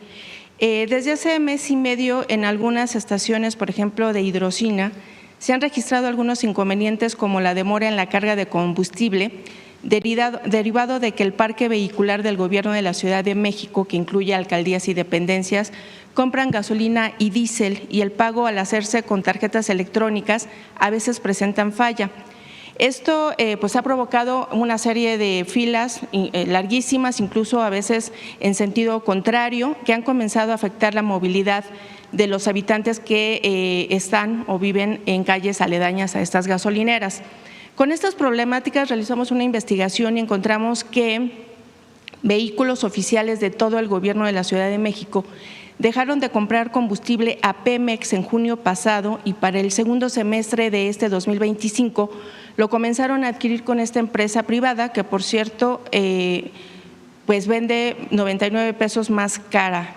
Conductores, por ejemplo, de camiones de basura y algunos testimonios de policías capitalinos con los que pudimos platicar, nos comentaron que incluso se han dado cuenta que el combustible no rinde igual, por lo que piensan que incluso pues, puede estar rebajado. Llama la atención porque que se haya dado este acuerdo con esta empresa privada que ha sido pues incluso señalada de vender combustible robado y aunque ha presentado amparos, pues los señalamientos ahí estuvieron. Entonces, preguntarle si usted tenía conocimiento de que el contrato con Pemex Transformación Industrial en la Ciudad de México se había cancelado para la venta de gasolina y el diésel al parque oficial. Y pues a qué se debe este cambio, tomando en cuenta que pues desde el sexenio pasado se estuvo diciendo que se iba a buscar una autosuficiencia energética a través de Pemex. Pues tiene que contestarlo la ciudad, ¿verdad? ¿Usted no tenía conocimiento de esto? Son contratos que se hacen desde la Ciudad de México para su parque vehicular, desde patrullas hasta camiones de basura, etcétera. Cuando fui jefa de gobierno había un contrato con otras empresas, nosotros lo cambiamos para que fuera Pemex, y hicimos algunos cambios para que no tuvieran que trasladarse demasiado los vehículos para cargar en una gasolinera, sino que les quedara muy cerca. Entonces, bueno, vamos a esperar a ver qué dice la ciudad, cuál fue el criterio para poder hacer este cambio de contrato. Bien, presidenta. Y finalmente, sobre el crematorio Plenitud en Ciudad Juárez, también tuvimos la oportunidad de entrevistar ahí a algunos familiares, en este caso a dos madres cuyos hijos fallecieron en 2021 y 2023 y contrataron los servicios de una de las funerarias involucradas pues en este caso, y tienen la duda de si las cenizas de sus hijos pues realmente son las que resguardan en sus domicilios. Ellas, al igual que familiares de los 390 víctimas de este crematorio, solicitaron a la Federación que a través de la Fiscalía General de la República se pudiera traer este caso justamente para dar celeridad en la identificación de los cuerpos, el cual pues obviamente está siendo muy lento, a más o menos 1 mes y medio de este hallazgo, apenas van una veintena de ellos y bueno, pues tienen en la zozobra, ¿no?, a los familiares. En ese sentido, presidenta, también preguntarle si en las reuniones de gabinete se ha dado a conocer las razones del por qué no se llevó a cabo la incineración de estos cuerpos en su momento, que han dado como resultados estas investigaciones, y también preguntarle si usted tiene previsto reunirse con las familias de las víctimas. Es un caso que lleva la Fiscalía del Estado de Chihuahua, se les apoya en lo que necesiten. Y le voy a pedir a Rosa Isela Rodríguez, la secretaria de Gobernación, que entre en contacto con las familias para ver en qué más podemos ayudar. Y, por ejemplo, el avance de las investigaciones se van a estar dando a conocer de manera… Es que lo lleva la Fiscalía de Chihuahua, ellos son los que están llevando el caso. ¿Y la Federación no pretende o no ve viable atraer el caso, dado la magnitud del hallazgo? Vamos a pedirle a Rosa Isela que hable con las familias para ver… tendría que en todo caso decidir la Fiscalía si ellos atraen el caso o no, por la investigación que pudiera desarrollarse. Pero vamos a pedirle a Rosa Isela que entre en comunicación con las familias a través de, sobre todo, la Comisión de Víctimas para ver en qué podemos apoyar. ¿Qué mensaje usted les enviaría, presidenta, a estas familias? Que vamos a entrar en contacto con ellos para poderles atender y escuchar sus solicitudes, sus denuncias y poder apoyarlos en lo que se necesite. Gracias. A ver acá. Muy buenos días, presidenta. Armando Jefferson, de Publimetro México. Preguntarle un poco sobre, este fin de semana se dio a conocer la detención en Estados Unidos de Sandra Lucía Telles, una de las copropietarias de la guardería ABC, y ya en estos días pues los padres han solicitado la intervención del gobierno mexicano para solicitar la extradición. Preguntarle si desde su administración ya se analiza esta solicitud. Sí, si gustan, que puede informar Relaciones Exteriores en un momento, pero sí, pues hay que solicitar la extradición, evidentemente. Lo que no tengo claro es si ya se solicitó o si está por solicitarse. ¿Qué mensaje le mandaría a los padres de las víctimas? Siempre estar con las víctimas, siempre. ¿Tiene contemplada algunas reuniones con ellos luego de esto? Me reuní con algunos de ellos en Sonora cuando estuve, quedamos de… también Rosa Isela poderlos atender. SOE se ha reunido muchísimas veces con padres y madres de la guardería ABC y lo que haga falta para reunirnos con ellos. Y en otros temas, presidenta, este fin de semana también se registró un motín en un penal de Veracruz. Hemos estado revisando cifras sobre pues el reporte que existe en la población en los penales y actualmente existe cerca de una sobrepoblación de más de 20,000 reos. Preguntarle si desde su administración ya se perfila alguna estrategia para poder pues disminuir el exceso de reos en los penales. Sí, preferiría que también fuera el Gabinete de Seguridad cuando venga, que pueda informar. Es Omar Reyes quien ahora va a la UIF, hizo una serie de estrategias para los centros penitenciarios, tanto de cambiar a personas privadas de la libertad de un lugar a otro, algunos llevarlos a ceferesos federales y también esquemas de empleo y otras acciones para la reinserción. Entonces, si gustan, el Gabinete de Seguridad que pueda dar los números y las estrategias que estamos siguiendo. Perfecto. Y en otro tema, Presidenta, pues este fin de semana la presidenta de Morena visitó el estado de Nuevo León, donde pues bueno, en esa entidad ya pues están calentando los ánimos con el rumbo de la elección y pues se busca presuntamente, ha trascendido descarrilar una posible candidatura de Tatiana Cloutier, esto debido a pues una presunta relación con Alfonso Romo y pues inversiones que tiene en la cuenta, bueno, en la casa de Banco Vector. Preguntarle qué llamado le haría a la funcionaria. ¿A la funcionaria? Pues Morena tiene que definir sus tiempos, ¿no? Y por último, pues este fin de semana, pues dos mexicanos brillaron. Uno es Isaac del Toro, el ciclista, y el periodista. Sí. ¿Traemos video? Randall.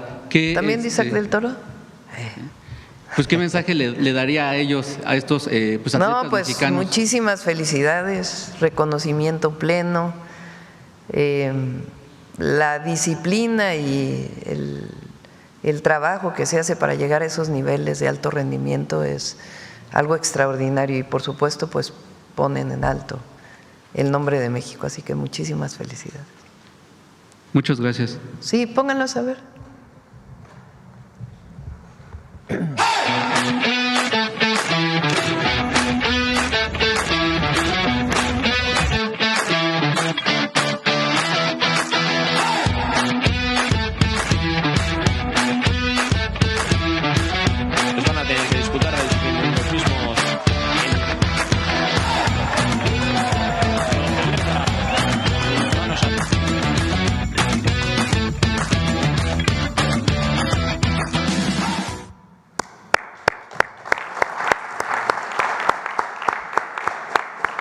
Vamos con la última pregunta y a ver, ¿quieren Guanajuato y luego acá? Vamos, y luego mañana vamos acá con Reforma, si te parece.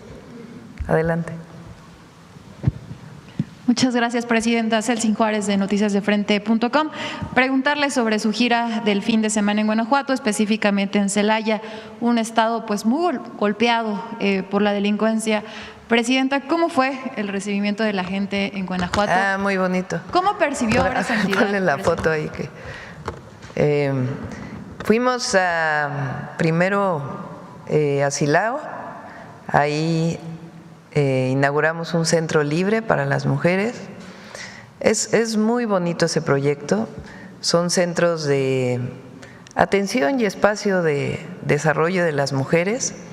Queremos hacer uno en cada municipio. Es un proyecto municipal, estatal y federal que lleva la Secretaría de las Mujeres. De ahí nos fuimos a Guanajuato, a un hospital del IMSS que vamos a inaugurar en diciembre, ya se comprometió Zoé. Y después fuimos ¿a dónde fuimos? A Celaya. A Celaya, el Centro de Atención de Becas. Han pedido mucho los padres y madres de familia que haya un espacio de atención para las becas, que además va a tener algunos otros desarrollos que ya vamos a informar. Y la verdad, pues, muy bonito el recibimiento. No nos dejaban pasar con la camioneta para la entrada al hospital ahí en Guanajuato. Y pues ahí me subí a la orillita de la ventana con un megáfono para poder saludarlos a todos. Sí, ¿Cómo percibió cariño. ahora esta entidad, Presidenta? Pues hemos hecho un trabajo importante en seguridad. Todavía es necesario seguir trabajando, ¿no? Pero han disminuido de manera importante los homicidios y vamos a seguir trabajando. Todavía hay problemas relacionados con la seguridad y también Guanajuato es el estado con mayor número de personas con problemas de adicciones. Y también hablamos con Mario para poder ampliar el número de preparatorias y hacer un campus de la Universidad Nacional Rosario Castellanos también en Guanajuato, pues que permita que los jóvenes tengan acceso a la educación, que es fundamental. León, ¿cuántas prepas va a haber ahora en León? 2 reconversiones y una prepa nueva. Fíjense, León tiene una sola preparatoria pública. Entonces ahora, este año, en septiembre, inicia una nueva preparatoria pública y 2 reconversiones, y vamos a seguir ampliando el número de preparatorias, no solo en León, Guanajuato, sino en todo Guanajuato. Gracias, presidenta. Y continuando con el tema sobre la liberación de Israel Vallarta, como lo acaba de mencionar, pues fuimos testigos de este montaje y cómo incluso a través de este noticiero en vivo y en cadena nacional pues fue objeto de golpes. Este fin de semana que estuvo en varias entrevistas, Israel Vallarta declaró que cuando salió del penal aparecieron los hombres que lo golpearon en 2005. Presidenta, saber si Israel contará con protección, si está garantizada su seguridad ahora que está en libertad. Pues él tiene que solicitar, si es que considera que hay una situación de riesgo, y es analizado por un comité, si es que está en situación de riesgo, y se le apoya. Como a cualquier otra persona. También preguntarle, presidenta, sobre la publicación en un medio internacional que acusa al gobierno mexicano de vínculos con cárteles y que señala especialmente el caso del senador Adán Augusto y su relación con Hernán Bermúdez. Esta publicación menciona específicamente que este caso intensifica o tensa esta relación que mantiene el gobierno de México con Estados Unidos. ¿Usted qué opina al respecto? Pues no es cierto. Nosotros lo hemos dicho aquí sobre este caso y cualquier caso. Nosotros no vamos a cubrir a nadie, pero tiene que haber investigaciones, porque no es un asunto subjetivo que a la presidenta se le ocurra. No, tiene que haber una investigación que en todo caso determine si alguna persona es presuntamente responsable de algún delito. Pero no hay un problema de tensión relacionado con esto. Es como el invento de los 22, de la lista de los 22 famosos, que tanto estuvieron diciendo en los medios de Estados Unidos que el premio Pulitzer, ¿cómo se llama? Tim Golden sacó que, igual que sacó en el pasado, sacó que había una tensión terrible porque había no sé cuántas personas en una lista, y luego la Embajada de Estados Unidos sacó un comunicado que dijo no hay ninguna persona ni ninguna lista en este caso. Entonces hay personas que no quieren que haya una buena relación entre México y Estados Unidos, y nosotros con nuestras diferencias, porque hay sus diferencias, con nuestra defensa firme de la soberanía nacional y de nuestros derechos y del respeto a México, buscamos una buena relación con el gobierno de Estados Unidos. Primero porque somos socios comerciales y queremos que continúe el tratado comercial y que siga habiendo esta integración económica con respeto a nuestras soberanías. Y segundo, pues porque en Estados Unidos viven millones de familias mexicanas. Hay relación, pues no solamente de amistad entre familias, sino relación familiar, cultural, más de 3,000 kilómetros de frontera. Entonces colaboramos, nos apoyamos, siempre defendiendo el respeto a México, a nuestra soberanía. Pero pues hay quienes buscan argumentos que no son reales para poder decir que hay una tensión especial. No la hay. De hecho, hay prácticamente, como lo he mencionado, un acuerdo prácticamente por firmar en temas de seguridad, donde los principios son muy claros en el acuerdo de seguridad: respeto a la soberanía, confianza mutua, respeto territorial. Entonces, y en esa perspectiva, pues la colaboración y la coordinación que tiene que haber. Gracias, Presidenta. Ya por último, el viernes se conmemoraron 35 años de la creación del Cuerpo de Fuerzas Especiales del Ejército Mexicano. Tuvimos la oportunidad, junto con otros medios, de observar y ser testigos del entrenamiento que tienen especializado, pues para llevar a cabo operaciones especiales para el resguardo de la seguridad nacional. Presidenta, como primera comandanta suprema de las Fuerzas Armadas, ¿qué mensaje le daría a la tropa, a estas fuerzas especiales que se encargan de tareas específicas? Nuestra admiración, nuestro reconocimiento siempre. El Ejército Mexicano, la defensa, la Secretaría de la Defensa Nacional, porque la Secretaría tiene a su cargo la Guardia Nacional, el Ejército, la Fuerza Aérea y las tareas de ingenieros, de los ingenieros militares, que hacen de esta institución una institución muy completa. Y a los miembros del Ejército, hombres y mujeres, cuando una persona decide, toma una decisión de ser parte de las Fuerzas Armadas, defensa o marina, es una decisión, primero, muy valiente. Habla de una persona valiente, de convicciones y de mucho amor a la patria. Y como decimos nosotros, esa decisión valiente pues tiene que ver con una formación de lealtad, de disciplina, de honestidad, de amor a la patria y de amor al pueblo. El Ejército Mexicano es pueblo uniformado. No se nos puede olvidar que el origen del Ejército Mexicano es el ejército de Carranza y después donde se suman todas las fuerzas revolucionarias.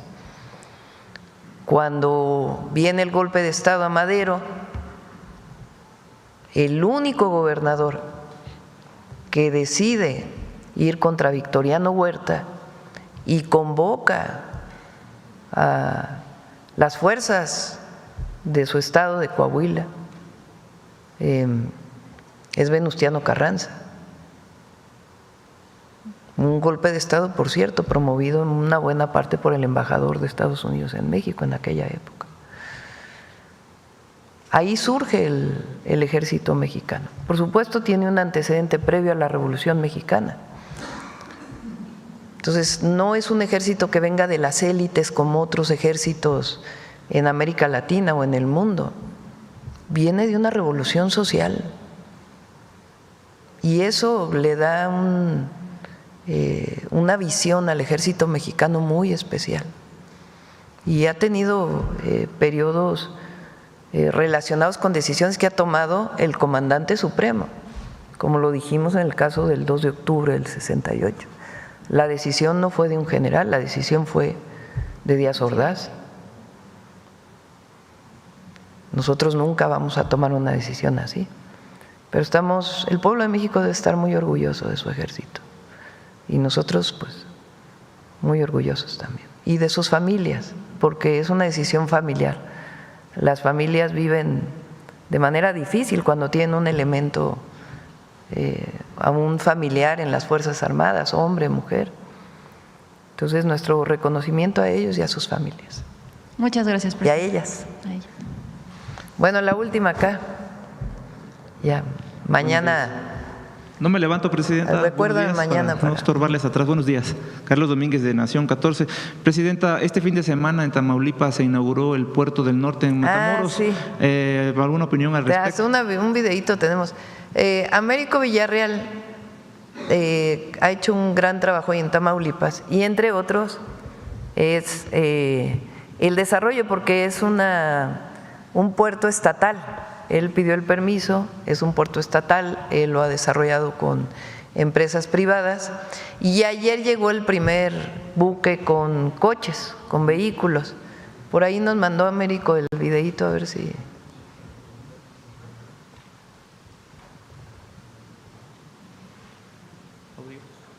Ya tiene la escollera. Tuve la oportunidad de ir hace varios meses. Y tiene muchísimo potencial ese puerto, muchísimo. Puerto del Norte le llaman.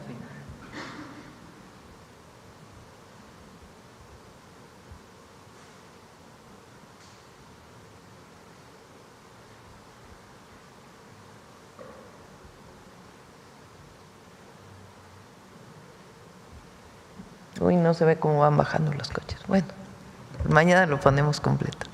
Pero es un puerto muy importante. Tiene que ampliarse la carretera para acceder al puerto de Matamoros, pero tiene un potencial enorme. Entonces, muchas felicidades al gobernador de Tamaulipas. Ahí se ven cómo van.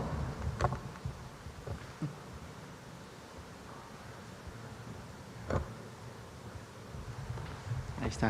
Gracias, Presidenta. En otro tema más local del Estado de México, Presidenta, se vive actualmente por las lluvias una situación muy complicada en algunos municipios por lo atípico que han sido estas lluvias y el desgaste y los baches pues son la constante hoy en día, y aunque pues en algunos municipios la cosa está mejor que otros, en los donde sí hay problemas, pues es bastante pues se ve, se siente cuando circulan los vehículos.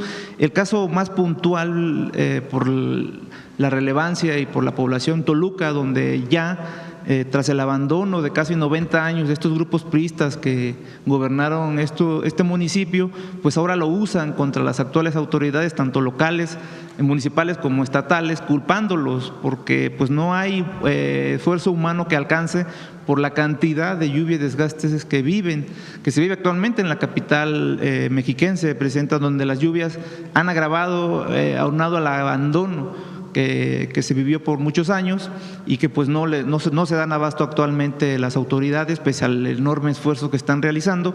Usted aquí hace unas semanas anunció el programa para el apoyo a los municipios del oriente del Estado de México con trenes de pavimentación, Presidenta. En este sentido, pues preguntarle qué tendría que hacer otro municipio que se ve en estos problemas de bache, que no tienen recursos ni económicos ni humanos para poder abastecer esta necesidad, para que su administración pues les facilite estos trenes de pavimentación. No está caro comprar un tren de pavimentación y hay maquinitas para el bacheo también.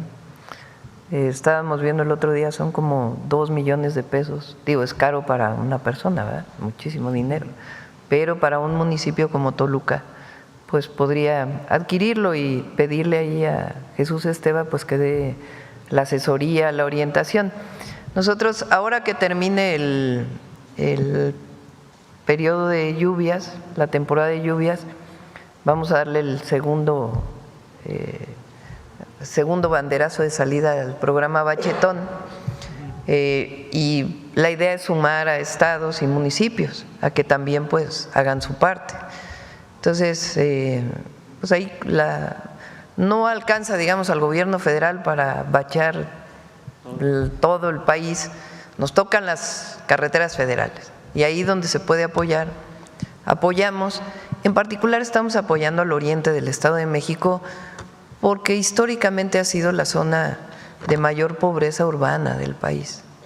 Entonces, por eso estamos apoyando a los municipios del oriente, pero se puede hacer pues un programa nacional donde cada quien ponga su parte.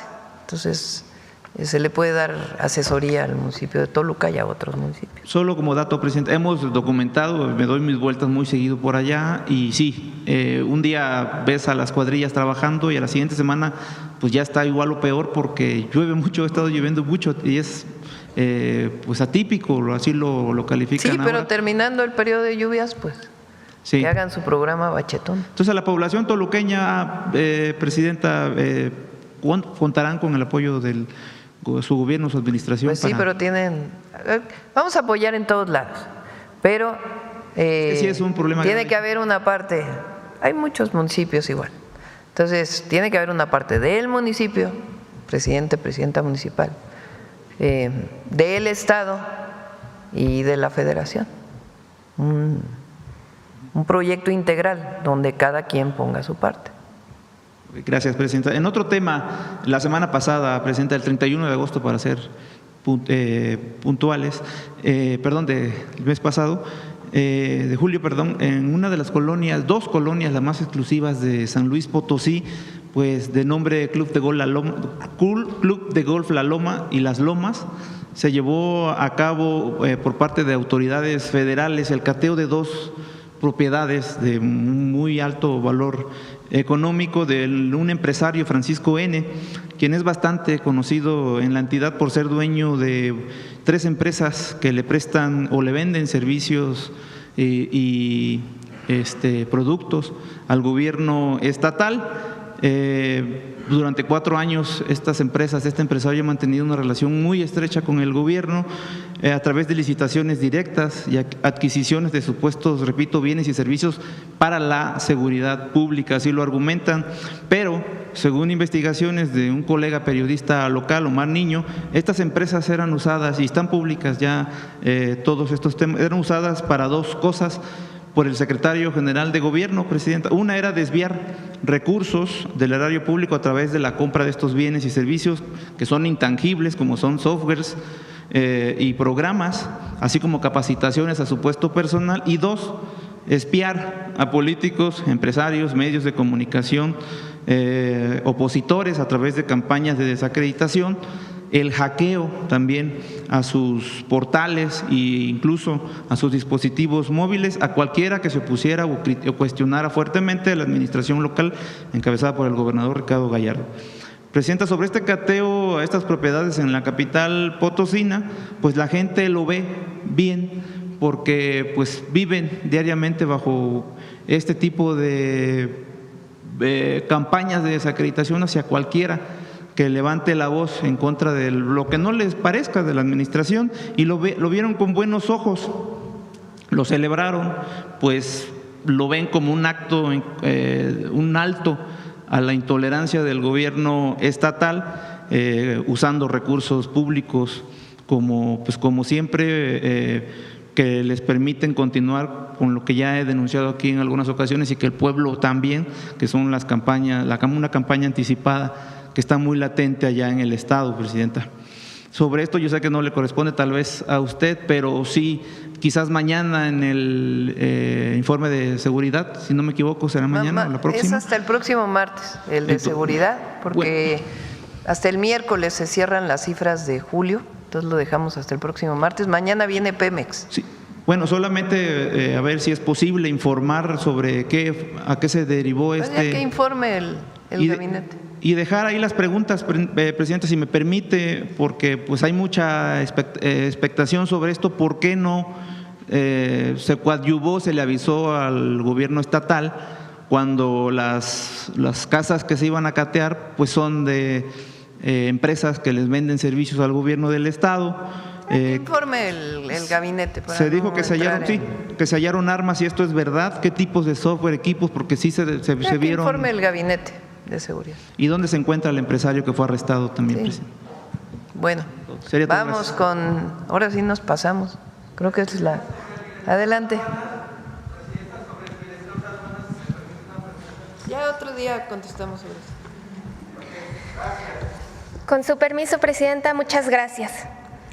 Desde que vimos cosas tan admirables, no sabíamos qué decir, o si era verdad lo que por delante parecía. Que por una parte en tierra había grandes ciudades, y en la laguna otras muchas, y por delante estaba la gran Ciudad de México. Esta cita de Bernal Díaz del Castillo es tan solo una muestra del asombro que causaba la grandeza de México Tenochtitlan.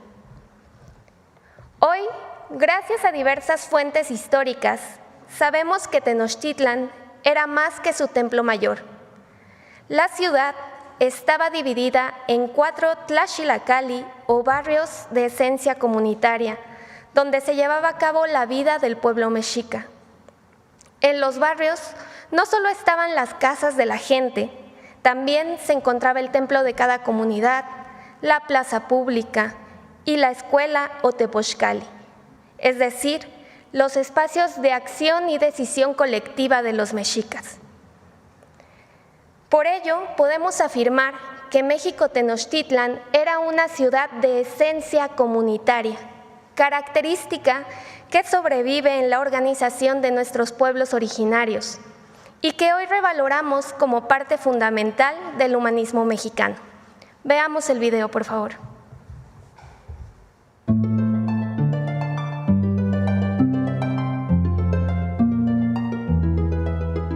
México es una sociedad multicultural y plurilingüística que tiene en sus pueblos originarios, en su cultura y tradiciones que persisten hasta hoy, una de sus mayores fortalezas. Su historia está estrechamente ligada a sus ciudades. La Ciudad de México Tenochtitlan, una de las más esplendorosas del México antiguo, construida en medio del gran lago de Texcoco, es uno de los mayores logros de la civilización mexica. Fue fundada en 1325 después de un largo peregrinar del pueblo mexica de 260 años desde Aztlán, su lugar de origen. La ciudad se erigió sobre un islote y se extendió ganándole terreno al agua a través de notables obras de ingeniería hidráulica. En el centro de la ciudad estaba el Templo Mayor, o Gran Teocalli, y un conjunto de palacios y espacios públicos en donde se realizaban las principales actividades religiosas, políticas y administrativas. Ese gran centro ceremonial era el núcleo del que partían 4 calzadas que comunicaban a la ciudad con la tierra firme. Hacia el sur, la de Iztapalapa, que la conectaba con los pueblos de Coyoacán, Xochimilco e Iztapalapa. Hacia el poniente, la de Tacuba. Al norte, la de Tepeyac. Al oriente, otra calzada conectaba con la zona de embarcaderos que se dirigían principalmente a Texcoco. Alrededor del gran centro ceremonial, la población mexica vivía en 4 barrios o Tlaxilacalli, islotes separados por las 4 calzadas descritas. Al nororiente estaba Atzacoalco, lugar de las hormigas, relacionado con el Mictlán, región de los muertos y la oscuridad. Al suroriente, Teopan, lugar de los dioses, donde nacía el sol, relacionado con el dios Huitzilopochtli y donde se encontraba el Templo Mayor y el centro ceremonial principal de la ciudad. Al surponiente, Moyotlán, lugar de los montículos de agua o lugar de los mosquitos, relacionado con la diosa Chalchiutlicue, con el agua y el ocaso.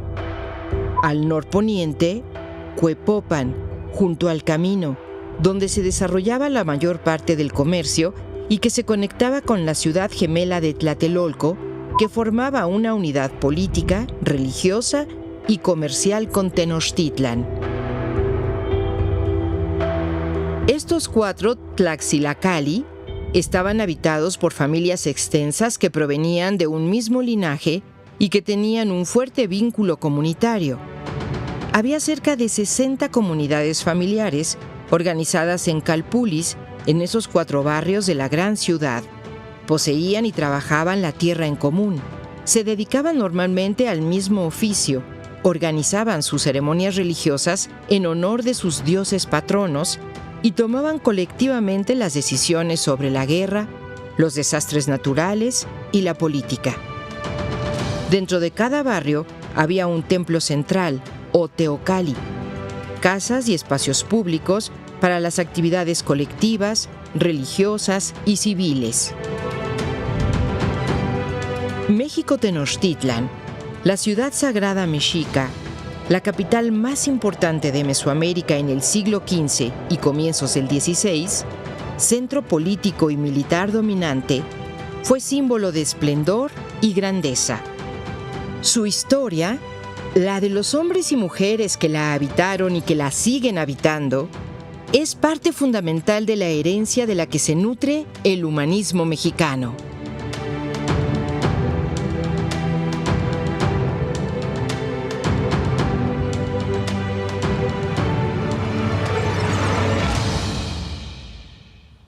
Muchas gracias. Buen día, nos vemos mañana.